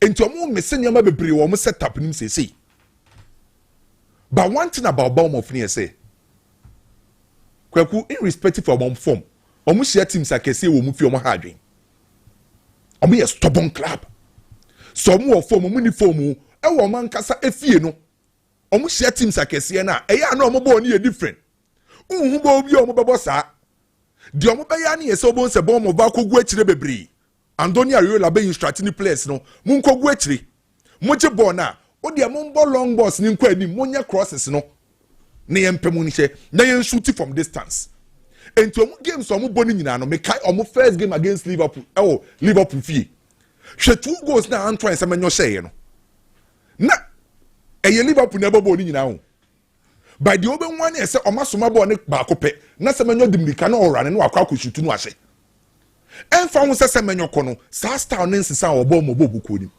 so se Liverpool pese omu konya sa maximum points na the most important thing a defensive awareness because team now about only kwakochia no on beje ball be pia on be na adwin so be control game no say o ba be chase ball no enti obe jai ball no the amount na wutiri mu ye ode enam se ball mo fo no be jai ball no the amount Liverpool no wutiri be ye ode ube sha ase se obe ko wanim obe sha ase se obe leave spaces ono no jai ball na npe no sa spaces no because was set a trap enti so ko sia sa teams bi say akwaku defensive awareness e key when to leave opposition time I was so stay time I was mo drop it sa awareness ni be ye key the ama Liverpool team no and ade ba ko so a Liverpool team no e say omu defensive setup no omu bo game no omu timi switch it off and to say Liverpool for na ball na by some few moments na omu defensive setup na switch it off na opponent na capitalize no etimi a shegu and here dey be here Liverpool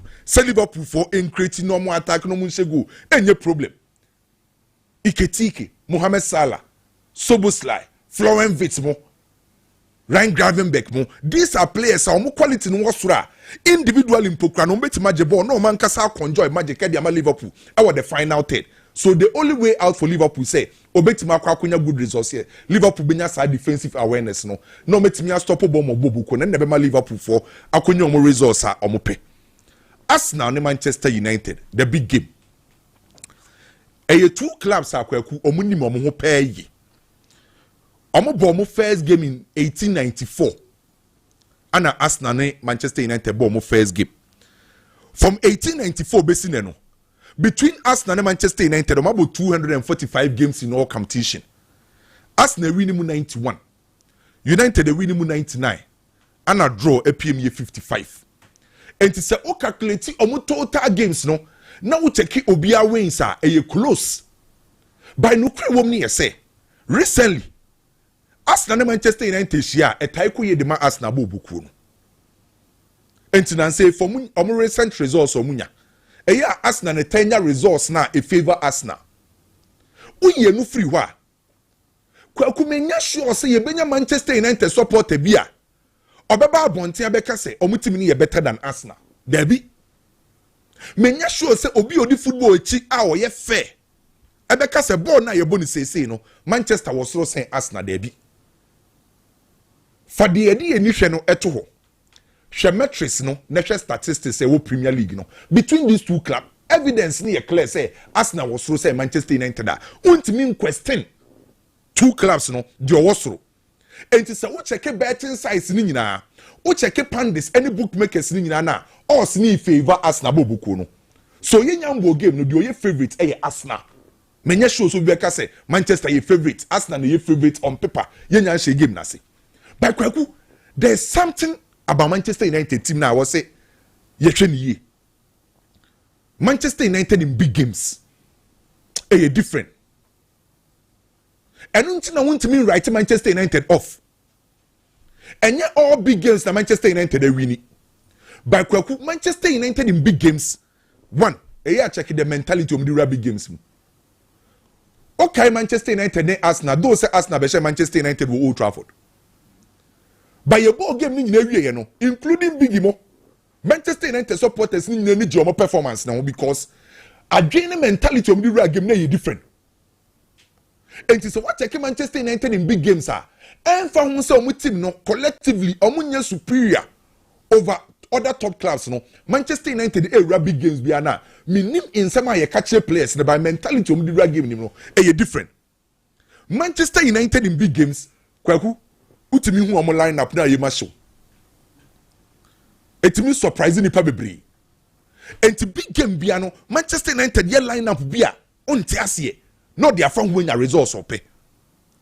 And in big games, check Manchester United for approach on the rim. And to me, tell stories is say now Michael Carrick interview be. Or see or Jitu say, Arsenal funny better than Manchester United. By Manchester United, design approach on the be game. Manchester United could live up with fee or design a proper approach. Hebo omuko boye, omuko gu echiri, omuko continue. Results omupe. Manchester United recently against Manchester City. Hwede omu ye. And Manchester United ankasa in as much as Arsenal was so say Manchester United currently no. Manchester United in big games ade ye am intimi right omu off no. Eye mentality, line up and approach omu di game nim. Enti me se me Arsenal fana. Me jitum say Arsenal ho den was so say Manchester United. Ba kwa kumen right Manchester off da e wo game we mu. Offensively, defensively, Arsenal ye better e wosoro. Currently, so we check Arsenal team na kwaku. Se omu nkra ball na. Every style be omu to be defended. Arsenal si akanya. Mostly in the back four no ebeye Timber on the right side. Luis Kelly on the left side. Gabriel dos Santos ebeye fit no wetimi abo. Anase Mosquera na ebebo. Alongside Saliba, back four we no.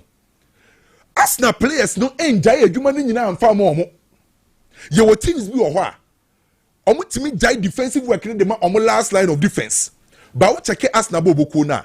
Sa the back four no, at the crunty Arsenal concede goals ni say, omo wo other department a omo support the last line of defense. Enti Arsenal si akan wo ye the back four na. E got to a timer. And players me so omo anim ho. Bukayo Saka on the right side. Trossard on the left side. Say Gabriel Jesus na besha asie, say Yo Carres na besha asie. Omo lusu ba sa players no mo anim ho no esha asie defend it.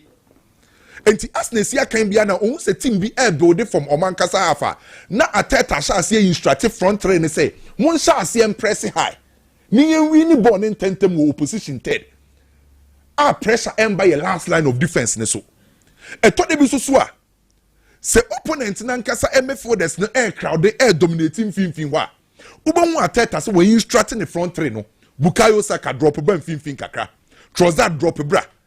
Joe Carres, Gabriel Jesus, mon drop bra. Mon beka Zubimendi, mon beka Declan Rice, mon beka Martin Odegaard. Na yenya numbers no to protect your last line of defense.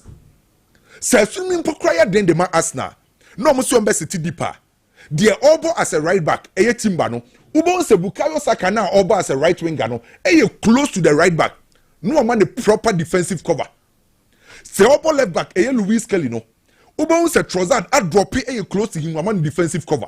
Now when the Declan Rice needs to be meant to say, omo ye right in front of omo center pair no. And to time be Arsenal a defender. Other departments in no e kabom and ye can say collaborative defending. And to this season, Arsenal yes you omo concede goals are. Premier League omo concede 14 goals.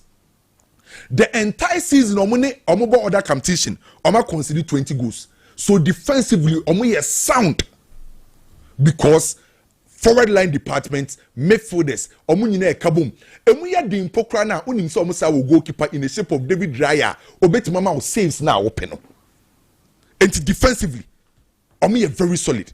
Offensively, so Arsenal prove what they say. Omu ye very good. Kwaku Arsenal ye boku a ade ba ko a ehunu ye say. Omu attack initiate attacker. Ye wo games wo homu timi call direct game. Direct football.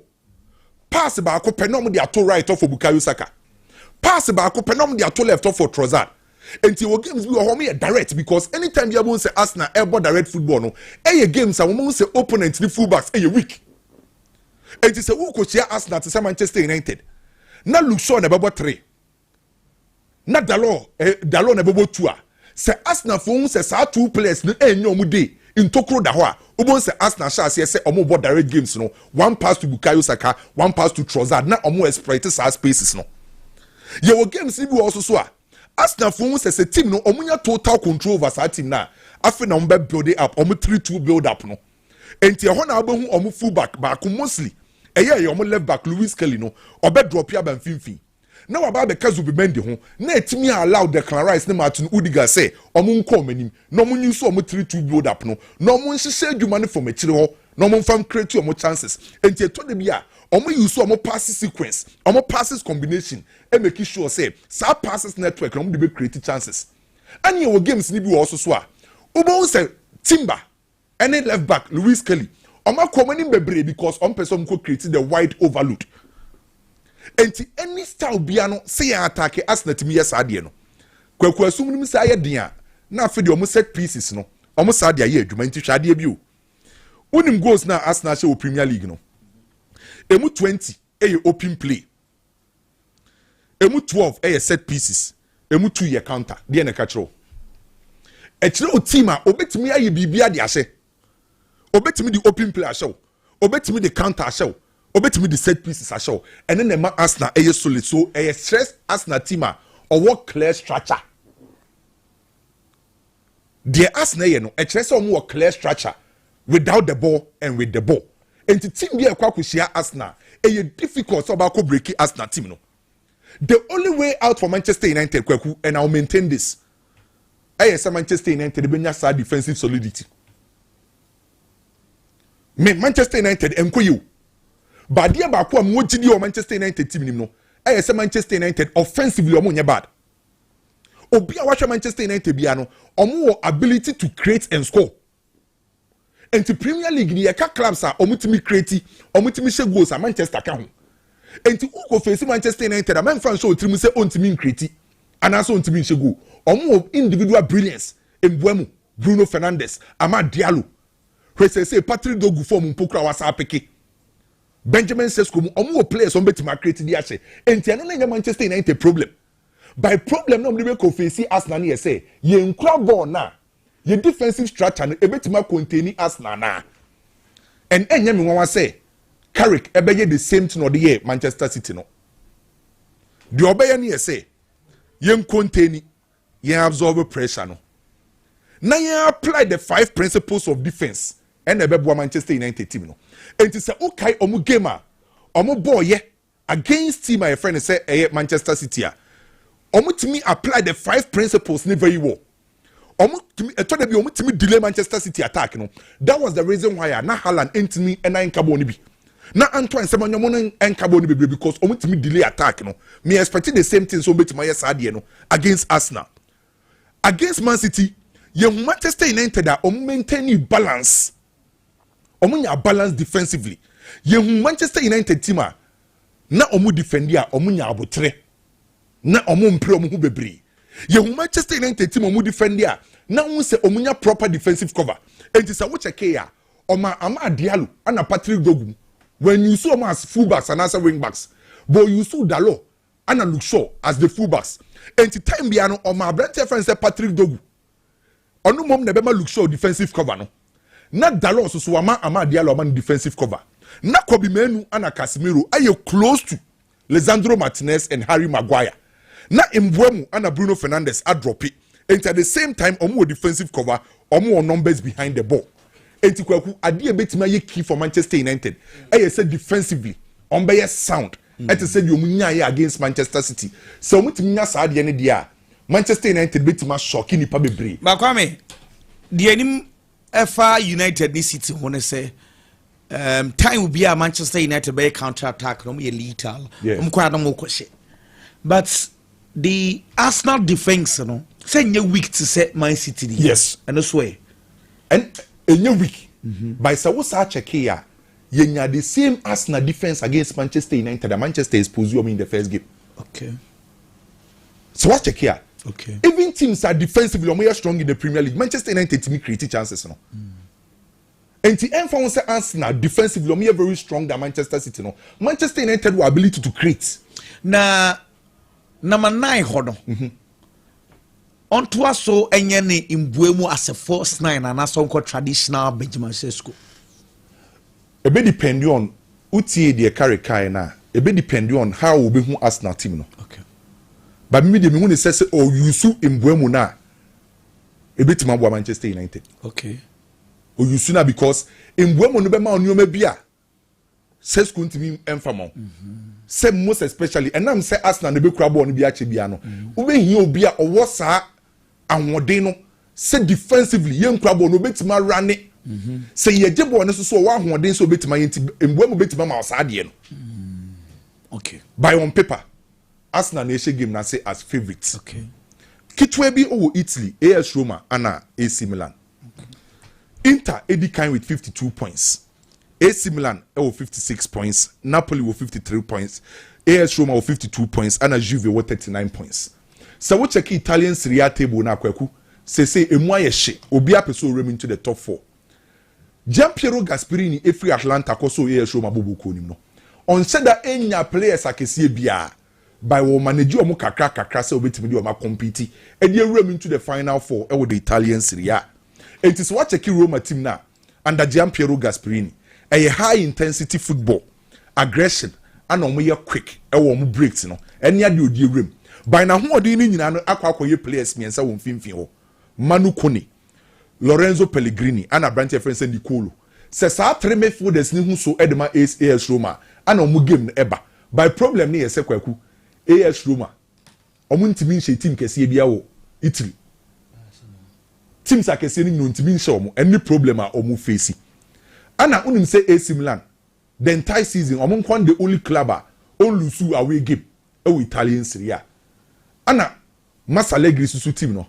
Na ho odin ye mfimfin ho. Enti game back a between Masalegri then Gianpiero Gasperini. Obi a ho odin ye mfimfin ti wa be win the midfield battle no. Ona be carry the day. Thank you very much, Kwame. Yet was so. B. Kwagu, Bibi Aboko dear. Nyame adom Bibi Aboko kwagu. Matse.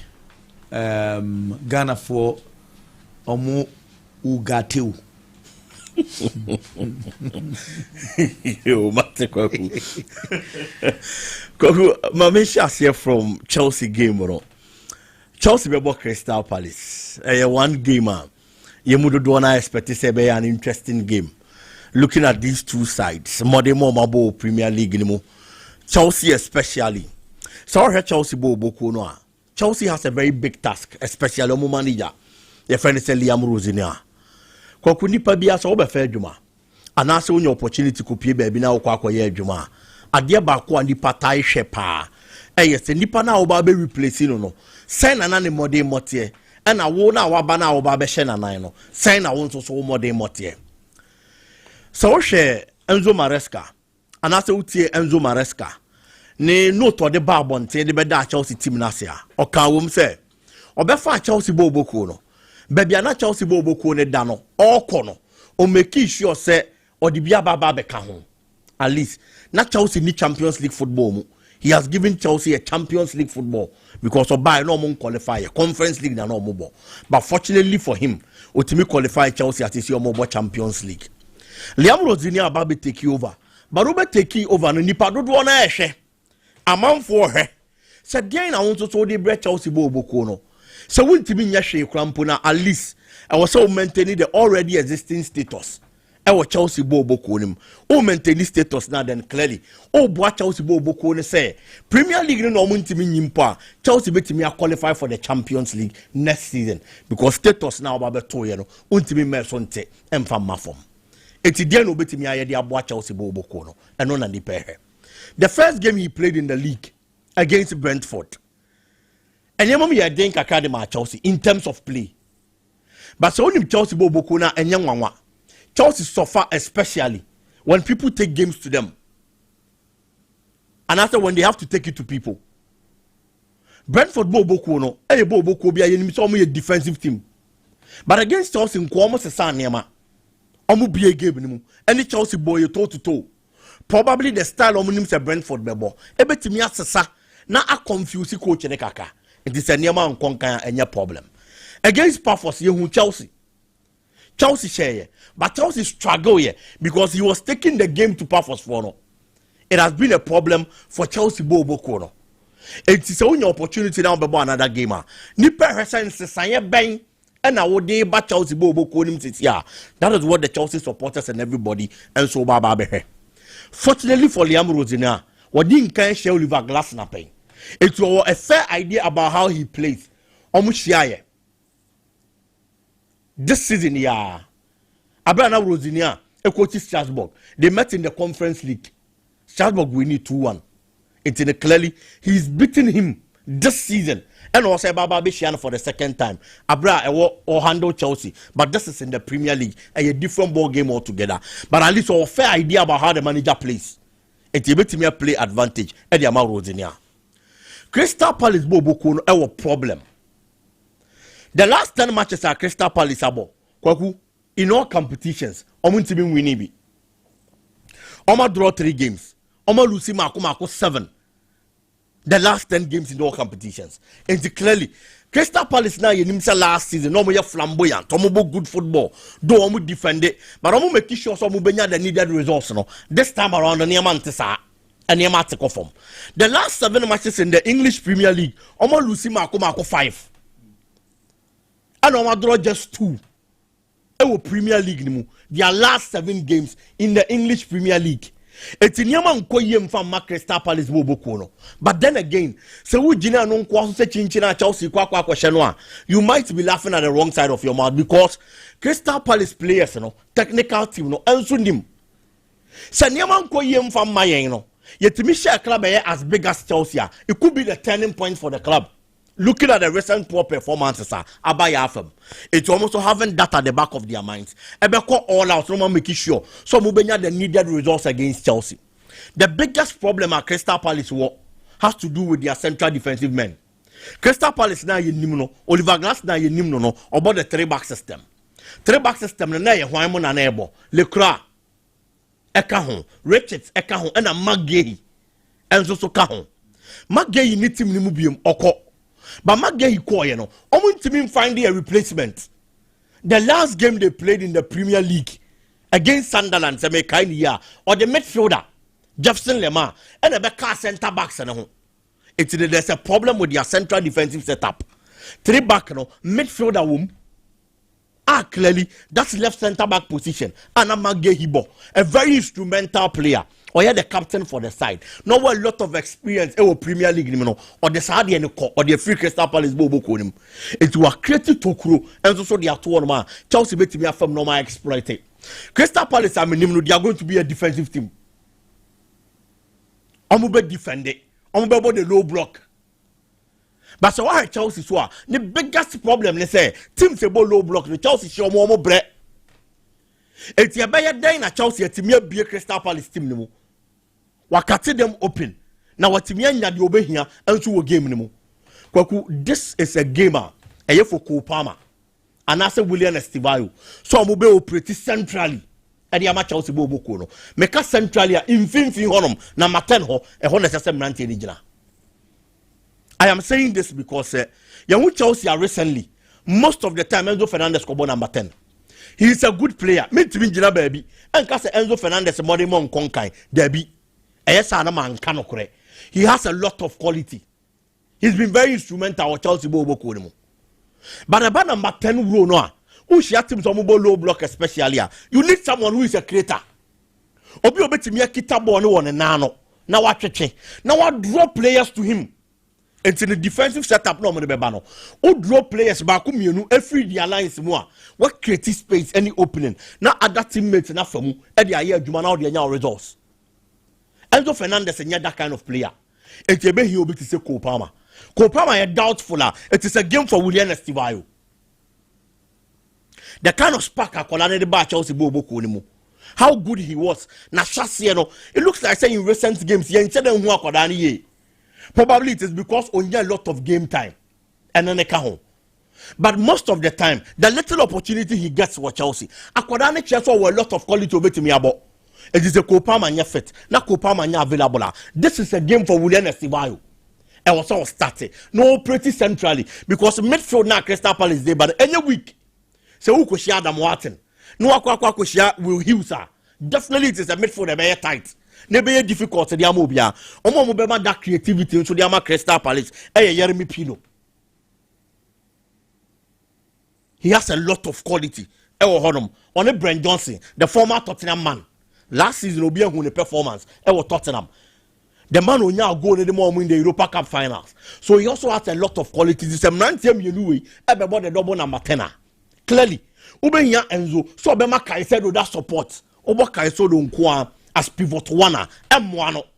Obenya Obi Obema support. So clearly you are going to need a double pivot. Ewa Chelsea Bobo Kolim Finfin. No more putting the brakes on the creativity of these men. Omobo in Finfin. Omobe attack Chelsea Bobo Kono. Not clearly when you be on to be creative. Chelsea. Ewe ni mu honum na ede that spark enso dia ba na niema konkan dia ma Chelsea so coach is setting up the team well no matter how difficult it is going to be. It wouldn't be an easy game, but me feel Chelsea with that kind of quality I bet me stop Crystal Palace Bobo Kono no matter what. Fortunately for them, coach the advantage of one so than Chenya. Chelsea Bobo Kono Crystal Palace the last 10 meetings in all competitions Crystal Palace win it. Last season, I saw our form in Impono. When to me and Chelsea Bobo Konan, the last 10 meetings in all competitions, Crystal Palace in Winniby, Miansa and in a draw, and a Chelsea are winning Marco 7. And in terms of coach's advantage, it goes for Chelsea. Team Senanga's advantage, it goes for Chelsea. And then quality wise, Chelsea is there. It's me expect to coach me put up the right players on the field of play. Then clearly, and Chelsea Bobo Kono, a difficult one. But definitely a slim win for Chelsea. Maybe a 1-0, maybe a 2-1 win be for the Chelsea club. Kwaku Bournemouth and Liverpool. Nipa be a action I will be taking. As I say, who say ewo hu sunsanso. Ewo ho. Ebia ama so na ebetimi aba so chelebe. Etuhwe Bible mu a. Yesi ye nananom aye bone, ehwo mumuyo ya ne yenye twa soka. Bone kro no na mini ho, but today me wo honom ai ne man ko yie mfa mame a yesi metua bone bi so ka enti nipa ade bi a wo beye bia no se ye papa nsunsuanso papa be ba kira ye bone nsunsuanso bone be ba kira. Bournemouth decided at the start of the season, and I say before the start of the season omo be business enti players bia no matoto okay ka players ni bomu a omo bono was around 80 million pounds or so. Oma ton players no enya more than 252 million pounds. Eddie Ababe go on foot. They've done very good business. But why a business in every so when we replace our players no, with that same quality clearly e be affect team no. And until that make say adie bia obeye bia di hunsun so anso be bana e bia nya ni manimu ya. At the start of the season, one of the coaches and I born Abaso Ariola looking at the kind of players and now Lucy, but how good the team was still playing. Now you nim say ba ni mu ama niam mu aba be ye den e de ama bomb of Bobo Kono.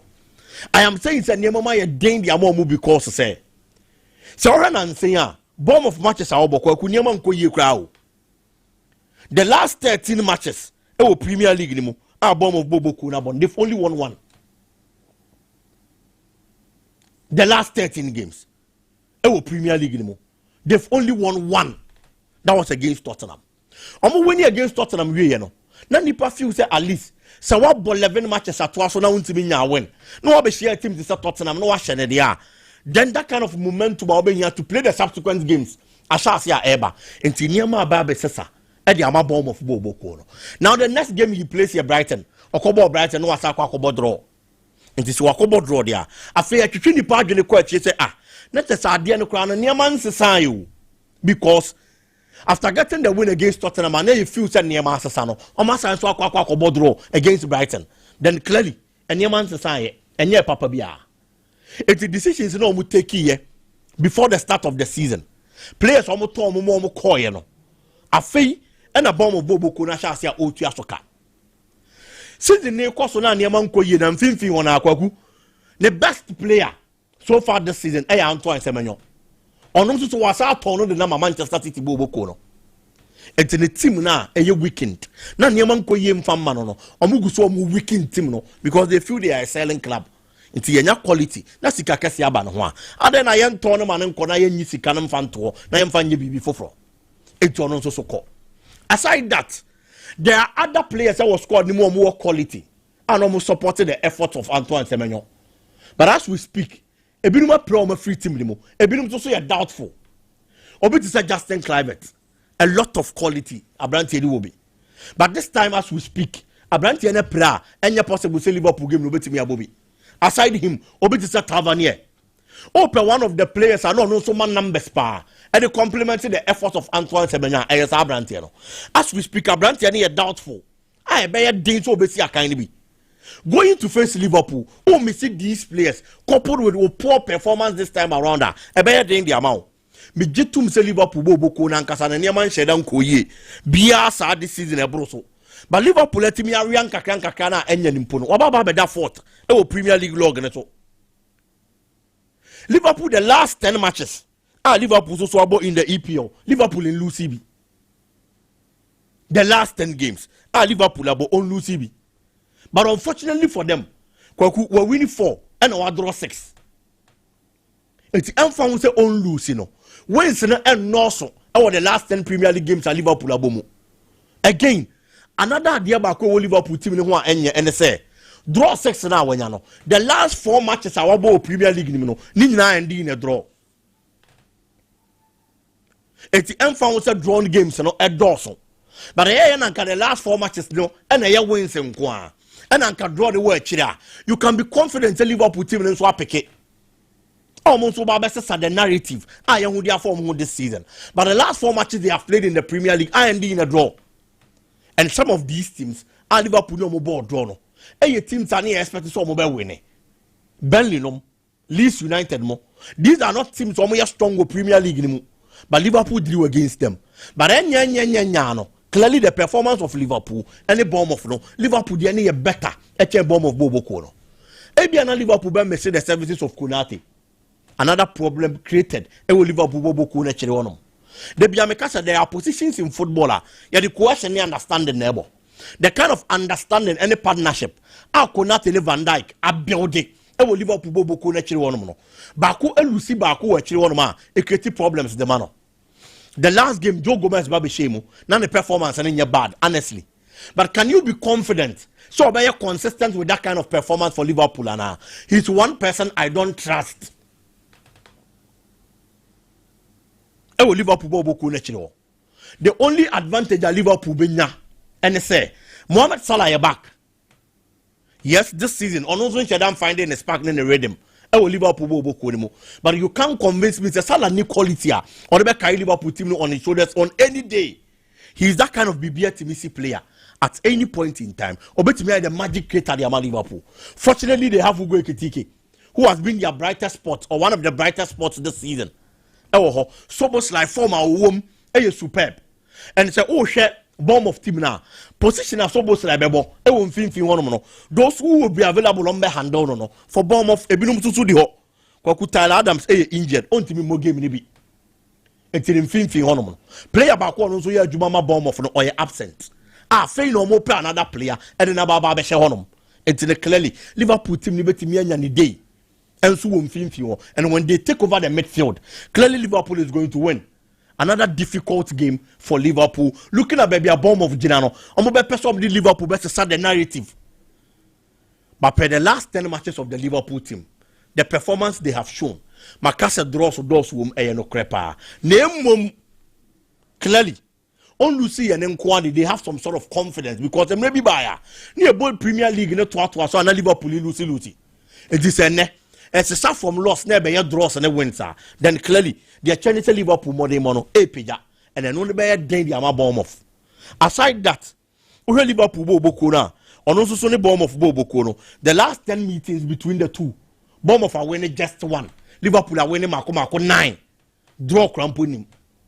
It's Liverpool sir at the bomb of so. And if you say when you have a play advantage to the Liverpool team, a bad day they are bomb off. Maybe probably they would have to wait for the next game and sign another win in the EBA 14 matches. It will Premier League anymore. I'm going to go for a double chance for Liverpool. A slim one, which is definitely a 2-1B for them.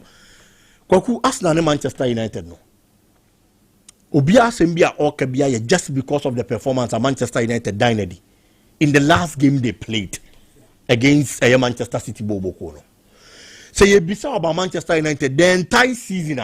A bad day so be confident because United are consistent. They who against Manchester City now no make ya who be that. Manchester United Arsenal Korea at the start of the season. Manchester United, they bought Arsenal. We lost. But Manchester United played well.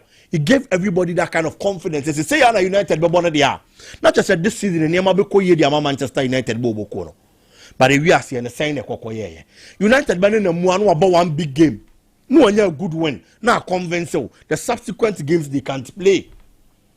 Until you who be paying. Manchester United no problem. And they say the man could create the width for Manchester United. You on the flanks. Manchester United need typical wingers or to me a handle ball. Looking at the style and now the typical wingers in the Manchester United team, they left. Jadon Sancho mo, Marcus Rashford mo, Garnacho nom, Sanko Foni Nako. A chomo make creative with the Manchester United. But fortunately for us, na City laterals in a week. Manchester City 2 and 3 no, they were weak. And the Manchester United players no more flanks, they were able to play. But against us now, no. Shemantia no more laterals the man na bo no. Say Ben White our problem. And Julian Timber our problem. Clearly, these men are strong on that flank. California started training. One more mass Louis Kelly Bebo. Clearly, she 2 in 3 will never compare Manchester City. You know, a better gain the amount. The Manchester City central defense are weak. The Arsenal central defense is not like that. Say Saliba and Gabriel whoever starts for Arsenal, a problem in that central defensive role. Adia David Raya, the man Arsenal. No? Diana Edwin van der Sar, the Manchester United. O travel the Chene Ferdinand we are. So better van der Sar a problem. And no be and then David Raya, the man Arsenal Bobo. If you're able to cross the central defensive man, how to go past the goalkeeper alone is another huge task. I am a Manchester United fan. Me wish listen ka performance against Manchester City you dine dino. Me say who be against Arsenal. But Arsenal team ni better than the Manchester City team this season. It will be general also the case man made a mistake. So I still stand by what I said the other time. Said the only thing about Mama trust the Manchester United is see consistency. The ultimate year Manchester City no. On for being the best team in the English Premier League Arsenal. Now for me GDA said you want to bet me aye. But kopim says sad you be seen dear kwaku. I will go for a double chance for Arsenal on any day. Let's forget fanaticism. Arsenal is in top shape. They are in top form. On more quality. Collectively. Say you're more born as a unit. You're more as a team. They are better than Manchester United. And I'll place my bet on Arsenal to win the game over Manchester United. I just say United surprise me. Kakabi on the Italian Serie A, Juventus and Napoli. One game a very difficult for both sides. Luciano Spalletti took over Juventus. And your man said, don't go giddy as expected in Famano. But Napoli, on the other hand, also hasn't been bad. The only problem, they say, quite a few say, Omo first one match chase, no more defended the Italian Serie A title. No, Omo Inter Milan, ni Christian Kivu, any AC Milan, mo, Ababi since Omo Yeni Parodo na Wawa. It's your opportunity now to share Juventus this time around. You go with your A game. In Finfi Honum, only she can post Scott McTominay. Ewo Finfi or Stanislav Lobotka. These two players were quality. I'm going to have any kind of opponent. But Juventus are formed so Manuel Locatelli is in form. Locatelli born out on a different to aside these two, a brand ten friend Kenani Odesno. Open one of the best offensive midfielders in Europe this season. A brand ten account. So stopping that player has been a problem. Problem at Juventus one is almost striker Jonathan David haven't been able to live up to expectation. On the other hand of Napoli Bobo Kono so the striker out in place of Romelu Lukaku only one Hoyland. He started very well. But could the last 5 matches about Italian Serie A on go. It was also a bad day so many GDA with mu.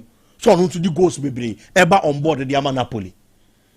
A very difficult game for Napoli Bobo Kono. But I feel that Juventus home advantage should play a role for them. Looking at baby Omoda. Because other feet, Napoli that third. Oh, Tenefia Manasa Babeshawa or Widen Gabono. Now or catch up with Omo Modastro. The Juventus in the home advantage and so non fan 10 in the around. Ebia at least one to me and when now in your draw crampuna. It will be a fair result for a Juventus Bobo Koni Luciano Spalletti. So I'll go for a double chance for Juventus Kwako. Yakopon Eishrao. Yet was so na a move and so at na say. Na oye elder and ne oye just a move. Big Entesa. Fantastic. Oh, Bitimagasa. Opinion Yakwaba. Ejo Sugogu. Bibia Bokodi. Oh, Chile and Ponyanko Pandarama, Bibia fine. Yakupon, sure. Elder Hoye. So for opinion and Robert. Oh, Pastor George Ajma Boatin. I try to go for the church of Pentecost. District pastor. And then now, who will be Rasori? I won't check it. What worry now in Sharinga? Omuma would do Rasori was a Bible in your church say. Obi Rasori. When you Bible move, Sheni. Bible in funny actually. Obi I know Rasori no on Sharinga. There is someone soon. There is someone. A war, any the on worry ye, any car. It's all ban. It's all bear mano. Warrior. Yen faka and to kamu. U coffee. Now you fear no wash it. U pia no way. Ya the bonny. Nipan will be ras or them one and I walk as I channel. Oh, na me no kasa. Na me say me you now. U pia and now why you question will fee. Now shall cower. U pia no way can the ato car. Now nenam. Sadian and yet Shenasasa. Okay. To awesome. Oba. Oh, I know. Mati. Pachoy. Ti to awesome. As 70 there, what be what mammy? Come on, your stories name. Oh, na stories in the meet me 2 minutes crowd. See the YNCC and you there in YNCC. Well, Goku. My room near afisem kakra and from Remo a year and an pay or Lawson TV and Afe Lawson 96.3 FM and of course you call Ghana Premier League week 20 ye Remo games and so a bus on a channel and now one game ever so our University of Ghana Sports Stadium and 11 wonders at Nefi no many also folk and so abortion so say omunye see account or the name game we no 11 wonders one home gamer House of folk and so ball as an away team one more 3:30 and as a game no ebetimi atodwa on man here tie and so and no nyame yadama Sunday games no so Baba Yara Sports Stadium Asante Kotoko Boko no ball Holy Stars 3:30 and as a game no ebetimi atodwa afa so draw All Blacks and so now na amone Adriana FC and so abo and afa Mediama Sporting Club TNA Sports Stadium and na amone Karela United and so ebo Bechem United Tenefi amone Heart of Lions ebo Ho United Tenefi amone Vision FC and so abo FC Summoners me don sameba womun so Tenefi womun Nations FC and ebo and afa Dreams FC ebo Young Apostles Nese uremo table na after a year week 19 na yebabe uremo week 20 no jetie and it's a Mediama Sporting Club edikan one more 40 points one more Gold Stars tosumi no 33 points Asante Kotoko etosumi ensa one more 32 points and afi Adriana tosu enai one more 32 points also folk tosu enum one more 32 Samates etosu ensia one more 31 Heart of Lions etosu enso one more 27 points one more and no Ghana Premier League no league table no and watch Karela United and Crow Dreams FC Edu Swedro All Blacks Dubako Nations FC and after Dumio no Baseke Holy Stars Bechem United tosu Dumiensa one more 22 points one more Vision FC tosu Dunai 22 Young Apostles tosu Duno one more 22 one more Bechem Isenkoye Bechem enso tosu Dunsia one more and no Detia and so no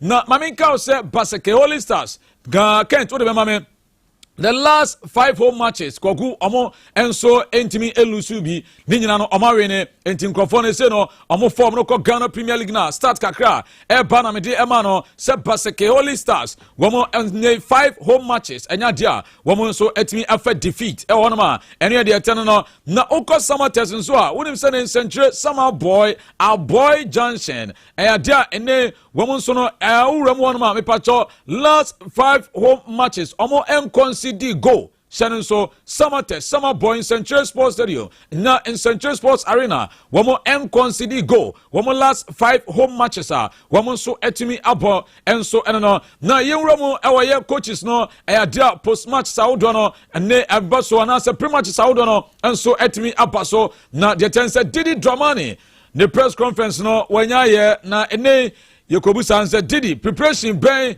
ana oye anboaboa no na ori akwa koshia 11 wonders yintin sama Didi Dramani enso adi tudwa The position of 11 Wonders should not deceive people from what they do. They are one of the finest squads in the league. They play more free flowing football. They keep the ball more, and so we try as much as possible to close spaces that they will create, and then try to take advantage of their vulnerability in terms of how they defend as a team. And so we will respect what they have in terms of their ability to keep the ball, and then we will also try to exploit their weaknesses in terms of their inability to defend as a team. Okay, and did it Dramani and so and no na did you say also folk team no keeping oko eye keeper hono na eho defense eho na say mfimfin eho did the position ben na did you say also folk boboko na say mo improve. Took from that game was the ability to have some fresh players coming from injury like Rafael. We need to have our composure in the key moments of the game when we find ourselves in some decisive moments, especially in the pocket spaces where we are very dominant, and then where sometimes we can just make one more run, one more touch of the pass, and then making it bigger.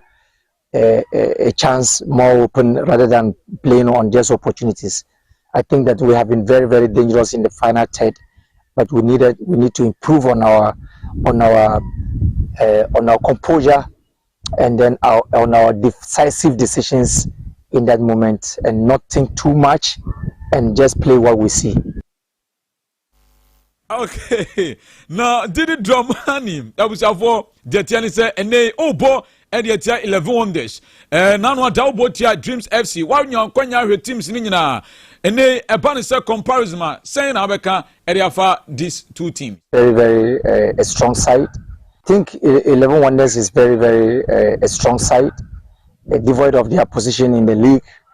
I respect them very much. Is one of their respected teams in the league. Devoid of their position on the league ladder standings.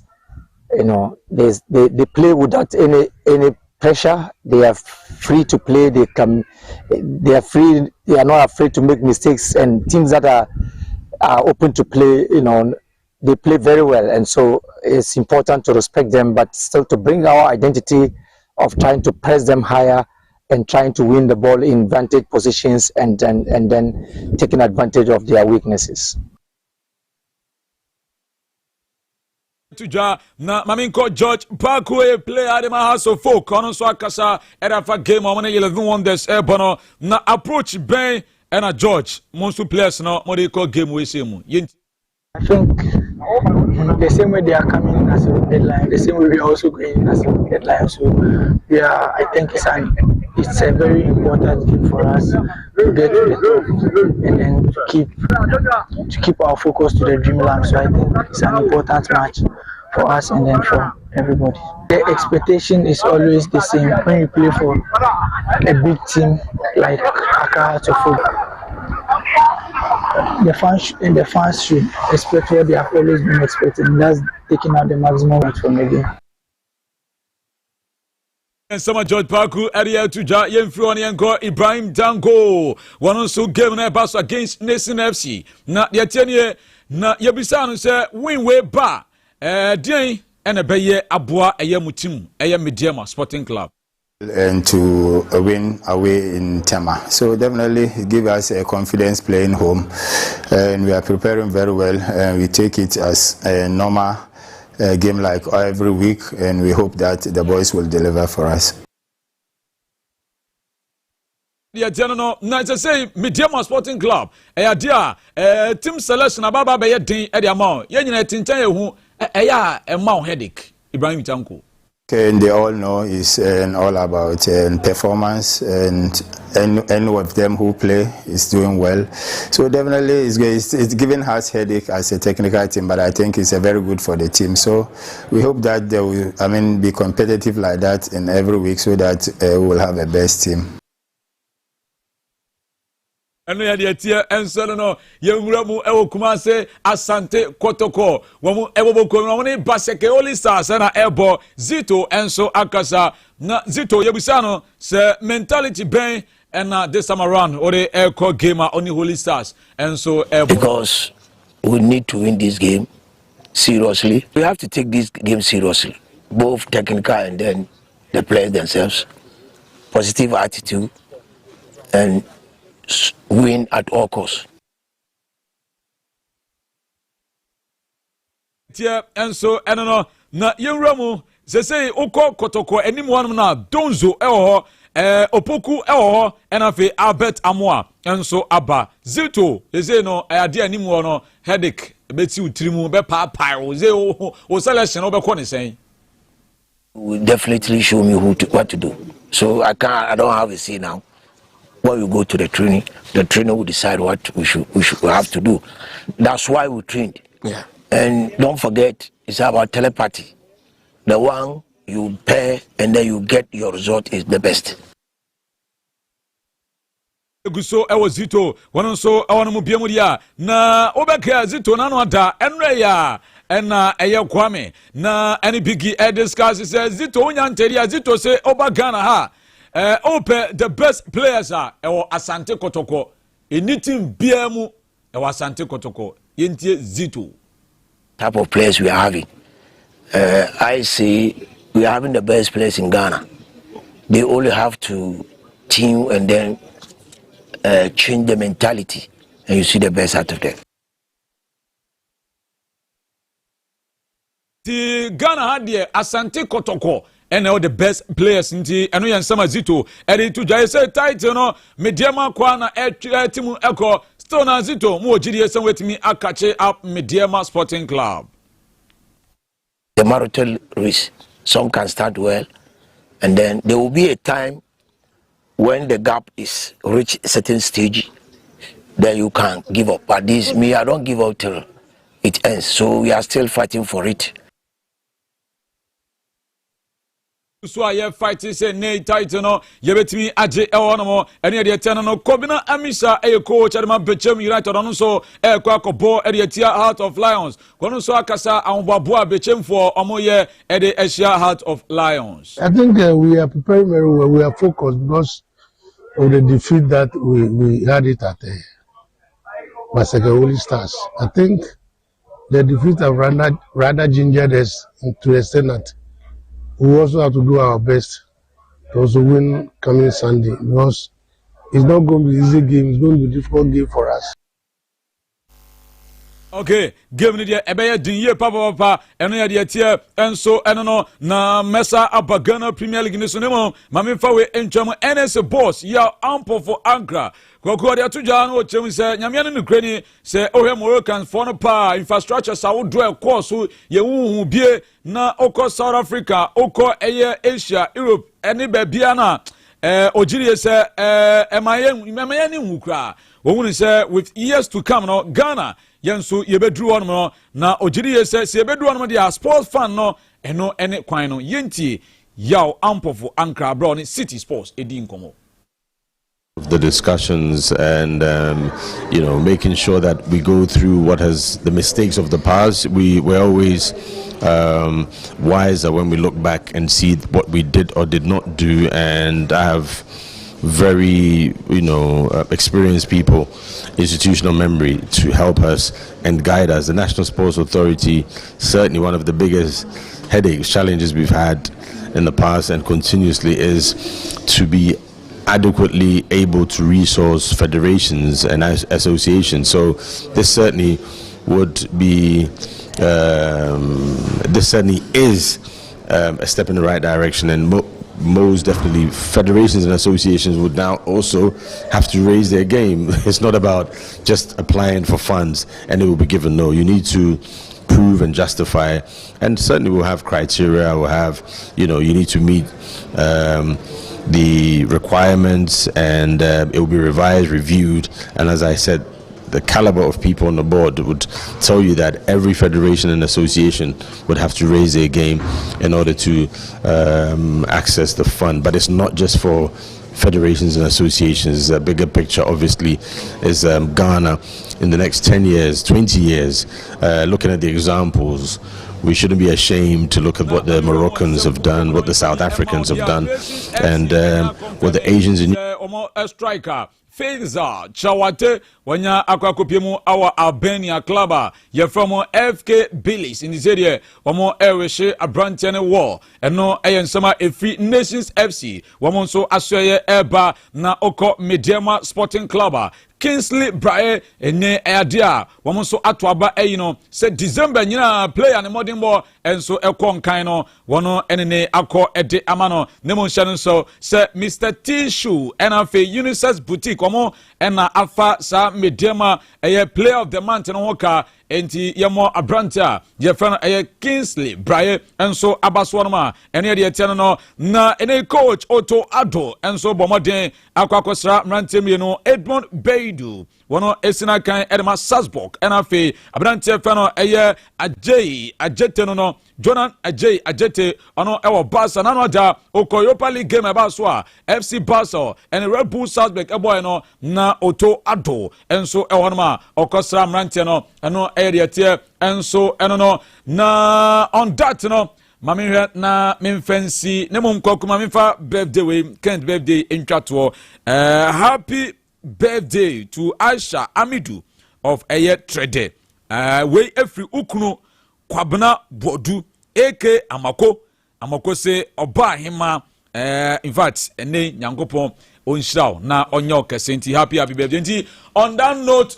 koku uofa wa o boss o former boss super bon dede waseme nchia ye pa na o monitor show no yes indeed nti koku yes of course okay that's it enti me yanto so na wadaroma awof ene Buki course no aye krado na yenko chabi kakranka but you say me send ya mobi mate amof kwe wechi begu henche me bam cho kene chire se course na ye ready a yenko ene code number 1 BW3 4FB 8F72 BW3 4FB 8F72 and no F5 odds 2 odds if that's second order no 8 odds second code no 8 odds BW3 4FC BF5F BW3 4FC BF5F code number 3 BW3 4FD 228A and no 10 odds Mrs. Subio BW3 4FD 228A code number 4 and no 7 odds BW3 4FD 5503 BW3 4FD 5503 code number 5 and no 9 odds NA BW3 4FD CB23 BW3 4FD CB23 and no 9 odds 13 odds NA BW3 4FE 44CA BW3 4FE 44C6A and then roll over course no and so aye crado roll over course no you go so ye roll kwa ye ko inti wa join the train no say sika na ye multiply kwa no and that code in here BW3 5000 BW3 50 near miensa 000 CF2 na oswetwa kwame ewo hina fe yetwa so bigi enso atnase fisam no yembo ho nkomo kakra ansa nkomo foforo bia wo bia bi yeni ko had to focus 11 wonders game no one gamer had to focus away yes but it is being played at a venue I had to focus very comfortable now had to focus here 11 wonders for her and Nema Itimi Konkain, Emomo, had to focus Nankasano. The last game he played, a Ghana Premier League, it was against Dreams, or Tenefi, a ball draw. Or Tenefi now bought against Dreams FC. Dreams FC performance rates on the rise. But against 11 Wonders, there clearly, everybody expects you to win because 11 Wonders home on Obono. Koku, we shouldn't forget about 10 matches with you. 10 matches now, 11 Wonders above with you. We're losing Marco 7. We're losing 7. We're winning just 2 and our draw 1 until clearly. And from say you're only home grounds and performance no more than do with you and yet. How to focus with the kind of quality they have. Didi Dramani as a technical man, a technical head, coupled with the players, this shouldn't be a game. I was saying, they might have to focus Bobo. Debbie. I was saying, has a picking the 3 maximum points. 11 Wonders in any form of seriousness, the Ghana Premier League no person come. In fact, the last 7 matches they have played in the Ghana Premier League, were winning 1, were losing Marco 6 now. Akano. It's way in your team and any abrasive upper survivor. Our Ghana Premier League, but all had to focus Upe League. Eddie Aje, league in power, at least person will be a better spot. Our top 4 anymore. Clearly, this is a game you have to pick all 3 maximum points. So I'm rooting for Didi Dramani and then the Mranti the Kwaku. Now, birthday wish be. Ewa hasi. Brian appear na yanko fast. Brakofi say yemfa birthday wish we. Emma Mr. Ranzi, aka Godfather of Canada. Yes. Godfather of Canada, Mr. Ranzi. Yemfa birthday wish no Emma no na if we at the dead ho Brakofi. A special happy birthday to you, Mr. Ranzi, aka Godfather of Canada. Thank you very much, my brother. Yenko Kangen, Kanjira na drinking water na fe. Yenko tie omhun komo sanse. Insupa. Kangen insuyo noa. Kai, Stivo. Minia bibia wako dia. Eradiadom bibia. Fantastic. Nyamia dumo minia. Yeshia 101. Nyezo senior.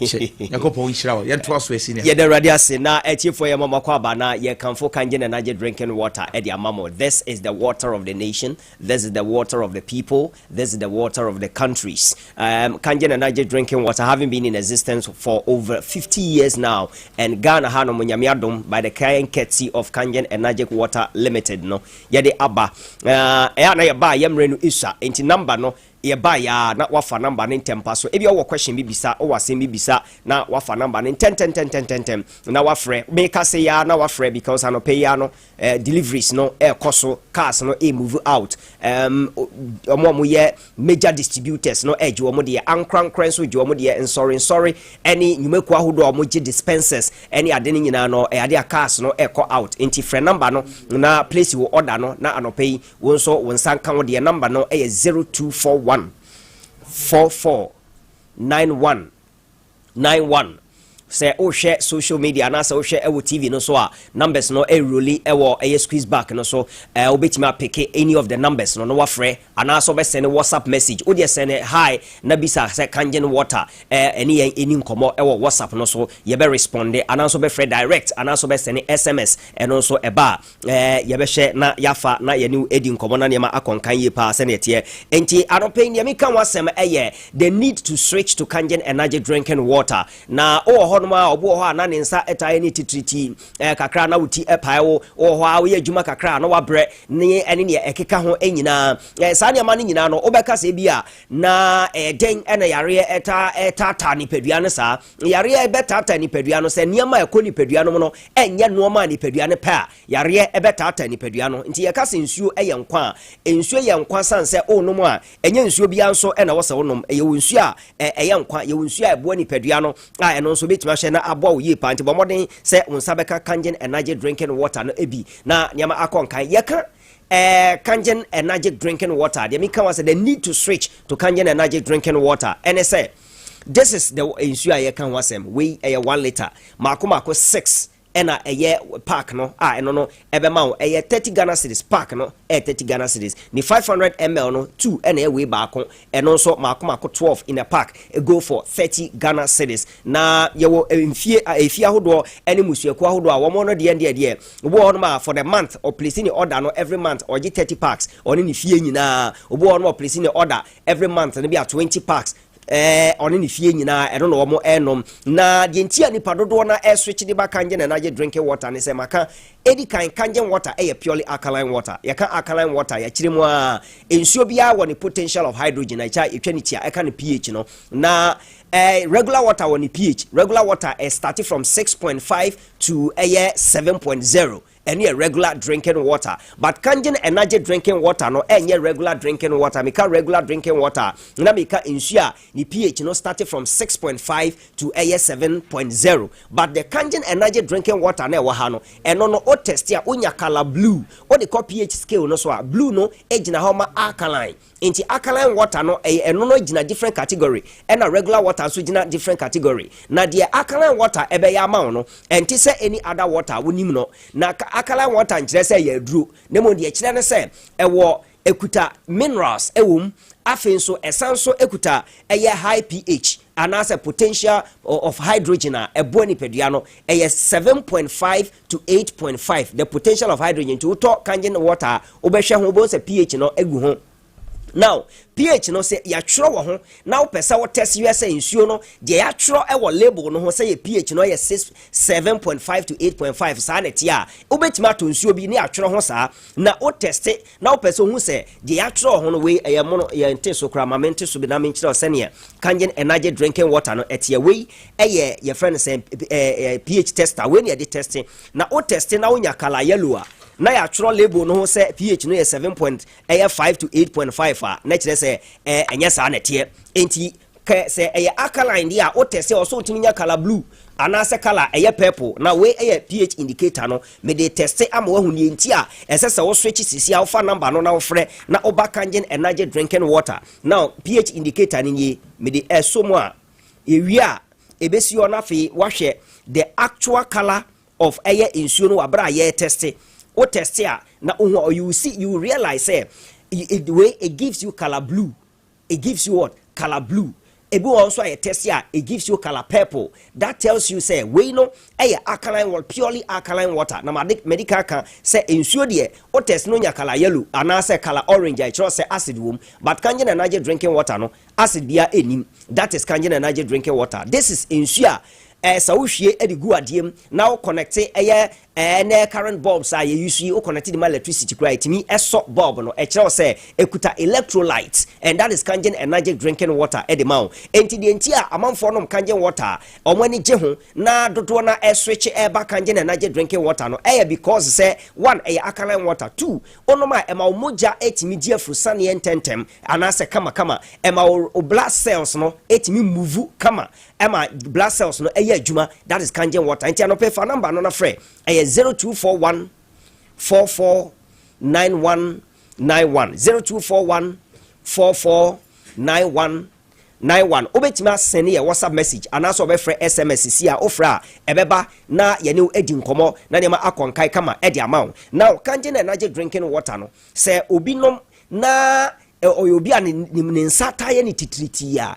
ensuo no nya duro but because say eboama mogya di afusane no because onsataye otitriti unitaye otitriti o sore otna ka em kakra wusi ana o bra kyerɛ sɛ mogya ne ntimi nkɔmma de emma mogya ne ntimi nkɔmma ne kyerɛ sɛ mogya ne emu ayedudu ananso sɛ duro bɛn no veins no arteries na blood nnamu no emu ayefin anase mu asi but kangen energy drinking water no ekuta property friend microclustering anyone nkete enti wonom a ebora wo cells nom na ayeden a detoxify wo system no ahohoro fi efri ni paduanom enam wajanan ene wo dwonsom na eba beden ababesene ko that is kangen energy drinking water edimau na nsuo we every day wanom kra no na nya 3 liters anase 2.5 liters depending on weight umudro uyobi awe efi 80 ekodia adechie bia also tumi nom we makoma ba miensa eko enan so ansa na ya na chese wetima gina ona so kama because nipadua no lose a lot of water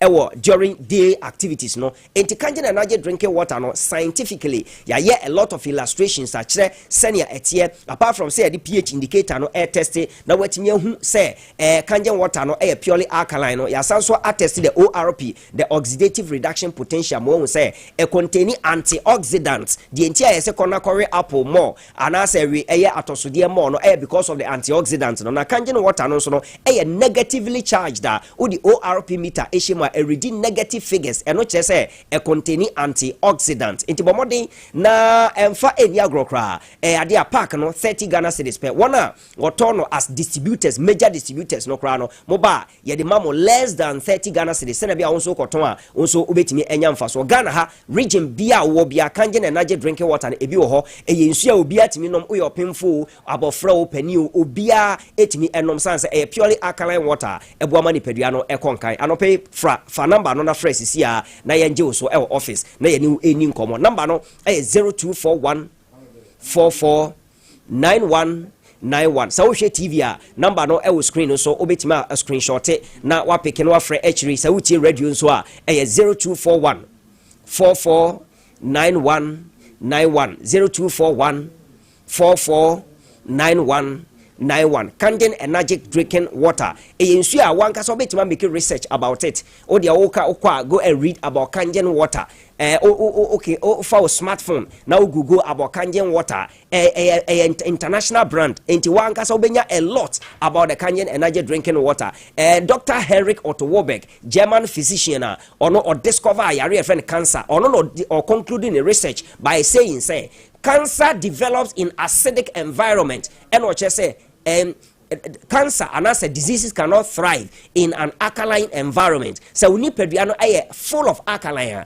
din say cancer kokram yare kra betime nyini woni peduano and as nyare wa betime nyini na wo hwe video ya etwago ya Kangen energy drinking water no eno na ode ehyemun and say light bulb and wa connect jama electricity now or the share Kangen water no and so bulb no that is the power of Kangen energy drinking water unlike any other water no obeyi efrim also yifrim edum obesa the same thing that's a different water mo and this also why it is intimi enso bulb no ma wo hwe TV and wo hwe social media so ho and broni no illustrate abrof no mo nyo ma de kwa Kangen water machine no is in nchen no and all test waters insuo ni nyina e bia ho den or test say betima so bulb no ma kire say kuta electrolyte insuo ni insuo ankwa ewom a living water na but this one enya de etimi so obetima for the video no eko ni end no besam de ababak abehye Kangen water also de share Kangen mu no bulb no eso bright kama ama wotimi hu ye so this is the ending part of the video this Kangen water and is you on all zoom no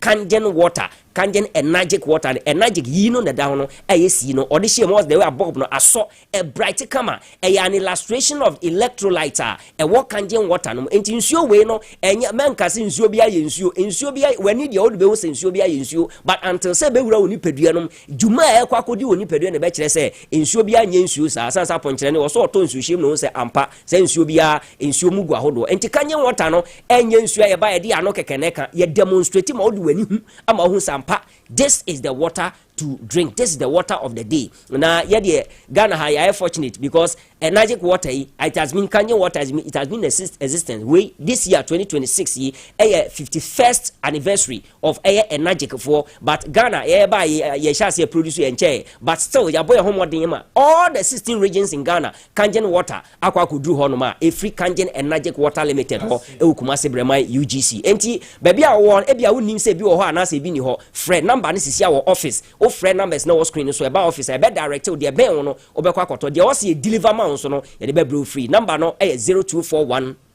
449191 0241 449191 Kangen energetic drinking water you say choose Kangen choose wellness.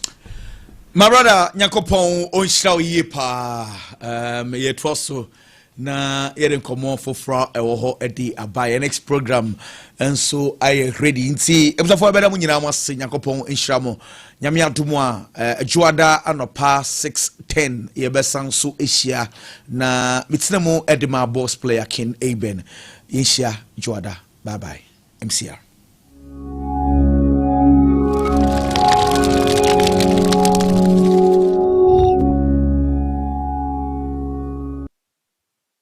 Abusia Lawson Enterprise yaba moba a one-stop shop for drinks beer or pay e dey akoye program ayaye fro abedin to ɛyɛ party anaa sɛ ɛyɛ yie ɛnsaban na wɔpɛ sɛ ɛyɛ dɔkɔdɔkɔ a yɛwɔ Fanta yɛwɔ Sprite yɛwɔ Coke yɛwɔ malt ɛne assorted soft drinks bia wohia bia ɛna ɛba deɛ ɛno nso ano ɔden kakra na so wo ɛyɛ club ɛyɛ Savannah ɛyɛ Hunters ɛyɛ Panache anase Case ahodoɔ ni nyinaa smell of emu deɛ hen yɛ bɛmmɔ wo bi ama ade kwakwadi udwuma ɛnsade bia wopɛ bia wobɛnya ɛmare mfi sɛ ɛba bitters adwosuo no nso a Lawson bitters assorted wopɛ ginger no wopɛ deɛ hen yɛwɔ ni nyinaa bi ɛwɔ ha no mo ɔdɔfo wo hwɛ ɛyɛ Lawson enterprise nko a ɛna sɛ wo sikasɛm a wode ɛfa ensa ho no ɛmɔ ano a wotimi ba ɛme yɛmma wo nsa no bi ɛde kɔyɛ program wowie a no ba betia ensa bia wo pɛ ɛne duduo bia wo pɛ no wobɛnya no faako atufuo bo ɛne ɛde ɛma wo ɛnyɛ Lawson enterprise a wonya no baabi a ɛne nti wo ba na wo bedru Lawson enterprise ɛwɔ kwada so hwumase a ensa bia wo pɛ ɛne duduo bia wo hia no wonsa beka hwehwɛ Lawson enterprise akyi akwae ɛwɔ kwada so hwumase yɛne rollers ɛdi hwɛ ni mo fɛ number yɛ guasi na yɛ monkomo Lawson Enterprise, one-stop shop for all drinks. Lawson Enterprise and sahudu nyina dwesuo ne ha. Lawson Enterprise.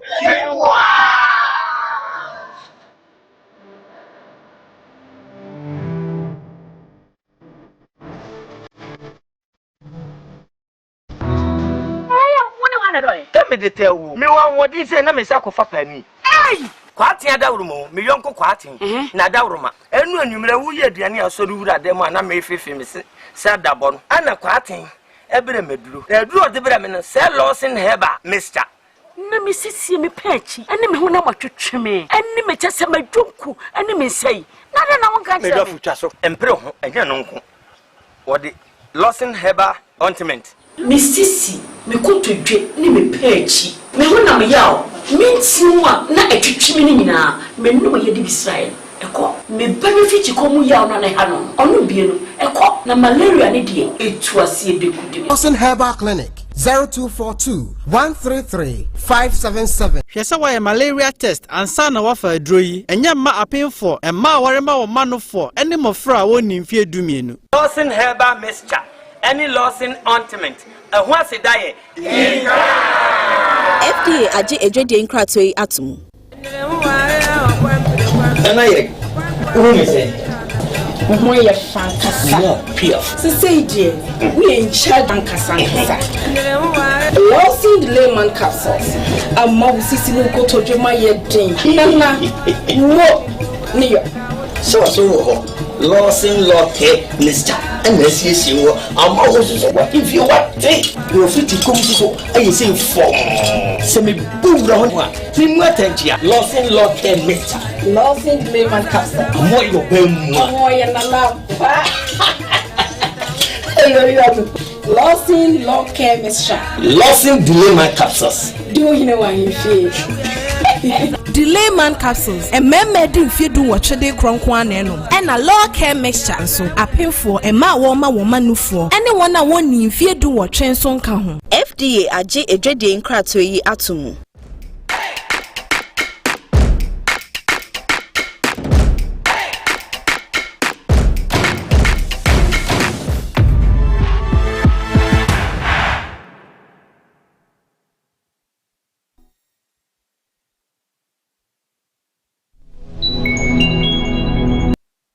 Abusia Lawson Enterprise, Yabamoba, a one-stop shop for drinks, beer, or pay, and your program. I fro, abedin to a party, and now say a ye, and somebody now pay, say a ye dokodoka, you were Fanta, you were Sprite, you were Coke. You were malt, any assorted soft drinks, beer, we hear beer, and a bad day, and also I know a day kakrana. So a club, a Savannah, a Hunters, a Panache, and now say Case, ahodo ni nyina smell of emu de he ye bemmo wo bi ama de kwakwedi udwuma ensade bia wo pe bia wo benya e ma remfi say eba bitters adwoso do so a Lawson bitters assorted wo pe ginger no wo pe de he ye woni nyina bi e wo ha no mo odofo wo hwe eye Lawson enterprise nko a na se wusika sem a wo de efa ensa ho no emo ano a utimi ba eme ye mo wo nsa ne bi e de koyo program uwi a no ba betia ensa bia wo pe ene duduo bia wo pe no wo benya ne faako atufuo bo ene ye de ema wo anya Lawson enterprise nya ne ba bia ene nti wo ba na wo bedru Lawson enterprise e wo kwada so hwimase a ensa bia wo pe ene duduo bia wo hia no wonsa beka hwehwe Lawson enterprise chi akwai e wo kwada so hwimase ye ne rollers e di hwe ni mo fe number ye guasi na ye monkomo Lawson enterprise one-stop shop for all drinks. Lawson Enterprise and sahudu nyina dwesuo ne ha. Lawson Enterprise. Your friend Dr. Lawson opanyi kwanchefo ameda Lawson Herbal Center ano na motimenka enedai. Enu ne yemiensa ene wo edwa emanso. Sebe dodo na nimu no. Your Lawson Law Care Misha ho. Ye ka Lawson Law Care eye ema ne mema edru.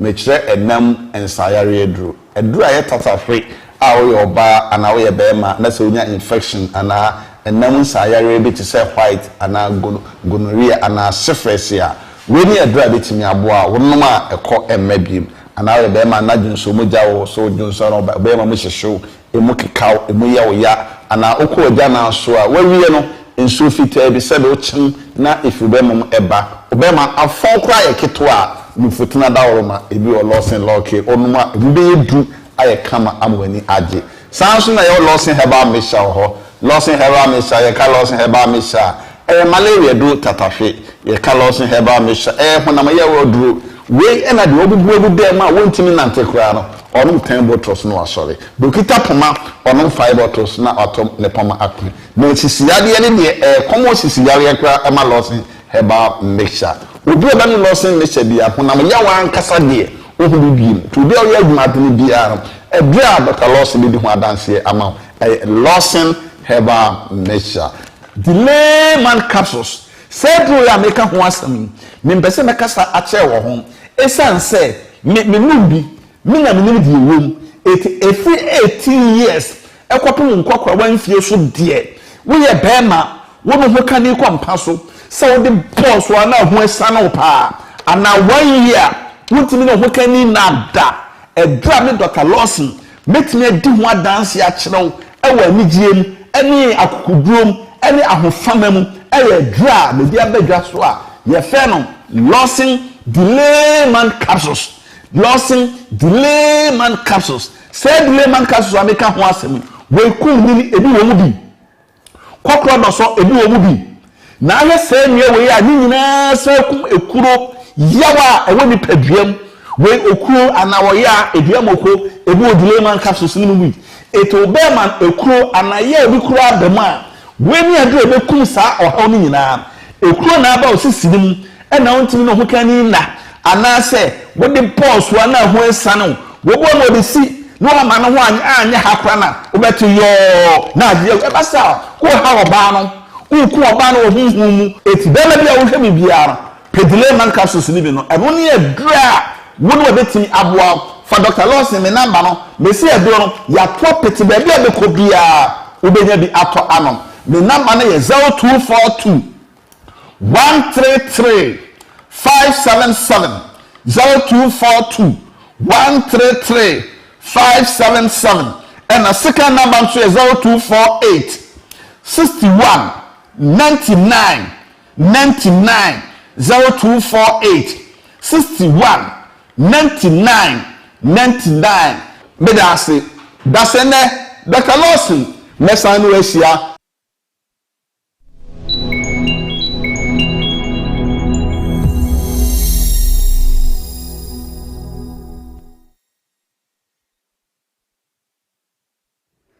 Lawson FM and Lawson TV kasiye ya de bramo da bia Yamayimo ene nkofo amaso nsam de eno ane Lawson kasiye eba na dwadie amanyasɛm sikasɛm apɔmden ho nsɛm ɛne ɛka ho de a ɛno ara ne Lawson kasɛbɔ asɛm ne si ya yɛsɔ ne so ne yɛde korɔgye na brɛ mu ɛno nti abere bia tie Lawson kasɛbɔ anɔpa akasimanum ama no nsia bɔ awia pramto brɛ ɛne anwumre no nsia wobɛtumi so atie yɛn asa ahwɛ yɛn ɛwɔ yɛn social media handles ne nyinaa so Facebook Lawson TV, YouTube Lawson TV Live, TikTok, X ni nyinaa ɛyɛ Lawson Media GH wobɛtumi akenkan yɛ kasɛbɔ yi ɛwɔ abɛɛfo tentan kɛseɛ so www.lawsonmultimedia.com oduafoɔ nana sabre pinaman nana penkrahene chiamen menimenu ya no Ohenere Ajua aprebi nana awuku denchembo nana ya yeboa barima ba kwasinti amoa 22 cities ɛna akɔnɔba opoku nyaako na kai sɛ Lawson TV ɛne Lawson FM die yɛne moa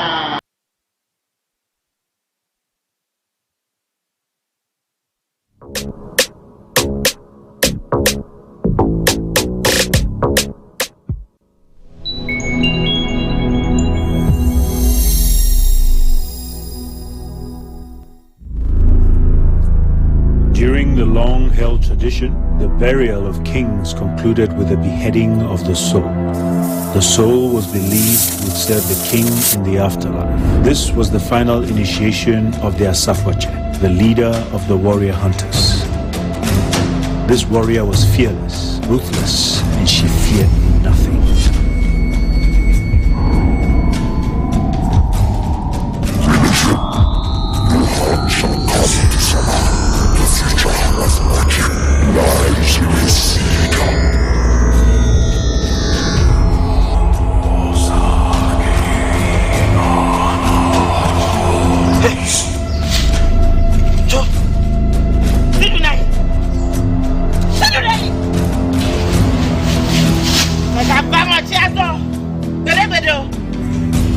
But it was not to be. She would not become their Asafwache. Sama would flee Wache.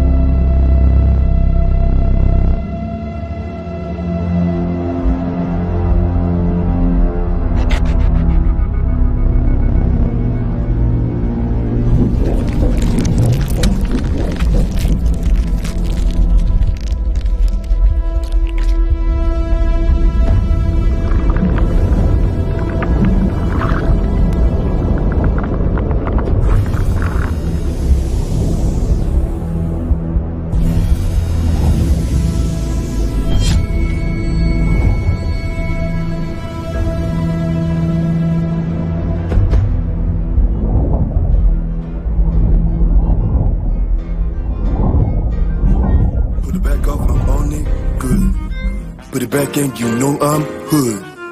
I know that she calling through. Feeling you and I'm in the mood.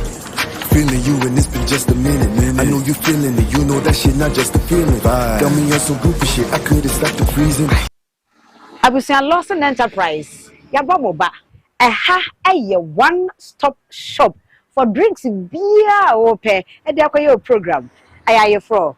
Aberdeen to a party. And now say. Ye and something now pay say a doko you were Fanta, you were Sprite, you were Coke, you were malt, any assorted soft drinks, beer we hear beer, and a bad day, and also I know a dinka crana, so a club, a savannah, a hunters, a panache, and now say case, hey. I would running in our smell of a mudia here, Bemobi, a mother quackity with you man. And Sadin be a whoopee be a ubenya, and my refi say a but bitters I just wouldn't so. Lawson bitters assaulted. Whoop a ginger, whoop a dear here, you will need be ever had more. Out of a a Lawson Enterprise in Kwa, and as we seek a some, I would they ever and someone a man noa, which me back, and me a moan sunny be, and you call your program. Yeah. no ba betia ense bia wo pe ene duduo bia wo pe no wo benya ne faako atufuo bo ene ye de ema wo anya Lawson Enterprise wo nya ne ba bia ene nti wo ba na wo bedru Lawson Enterprise e wo kwada so hwumase a ense bia wo pe ene duduo bia wo hia no wonsa beka hwehwe Lawson Enterprise e chia kwae e wo kwada so hwumase ye ne rollers e di hwe ni mo fe number ye guasi na ye monkomo Lawson Enterprise, one-stop shop for all drinks. Lawson Enterprise and sahudu nyina dwesuo ne ha. Lawson Enterprise. Tell me the tell you. Me wan what this say na me sakofa pani. Hey! Kwatia dawrumo, me yonko kwatin. Na dawruma. Enu anwumre wo ye aduane asoru wura dem na me fefe me se dabon. Ana kwatin. Ebere meduro. Eduro de bere me no say Lawson Heba, Mr. Na me sisi me pechi ene me ho na matwetwe me ene me kyese madwonku ene me sei na de na won ka me do futwa so empre ho enye no nko wo de Lawson Heba ointment me sisi me kotodwe ne me pechi me ho na me yawo me ntimu a na atwetwe me nyina me no ye de Israel eko me benefit ko mu yawo na ne ha no ono bie no eko na malaria ne de etuase de kude Lawson Herbal Clinic 0242-133-577. Hwese wa malaria test ansa na wafa aduro yi enye ma apemfo emma warema wo manofo ene mofra woni mfie dumienu. Lawson Herbal Mixture any Lawson ointment ehun asedaye FDA aje ejode nkratoi atum.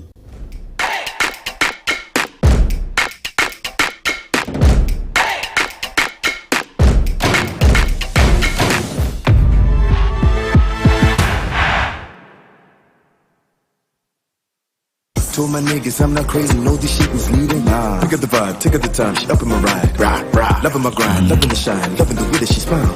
Look at the time, it's already 9, she did this shit all on my mind. What a dime outside, baby, I see that you glowing outside. Me, I'm poppin', and I be looking at you tonight.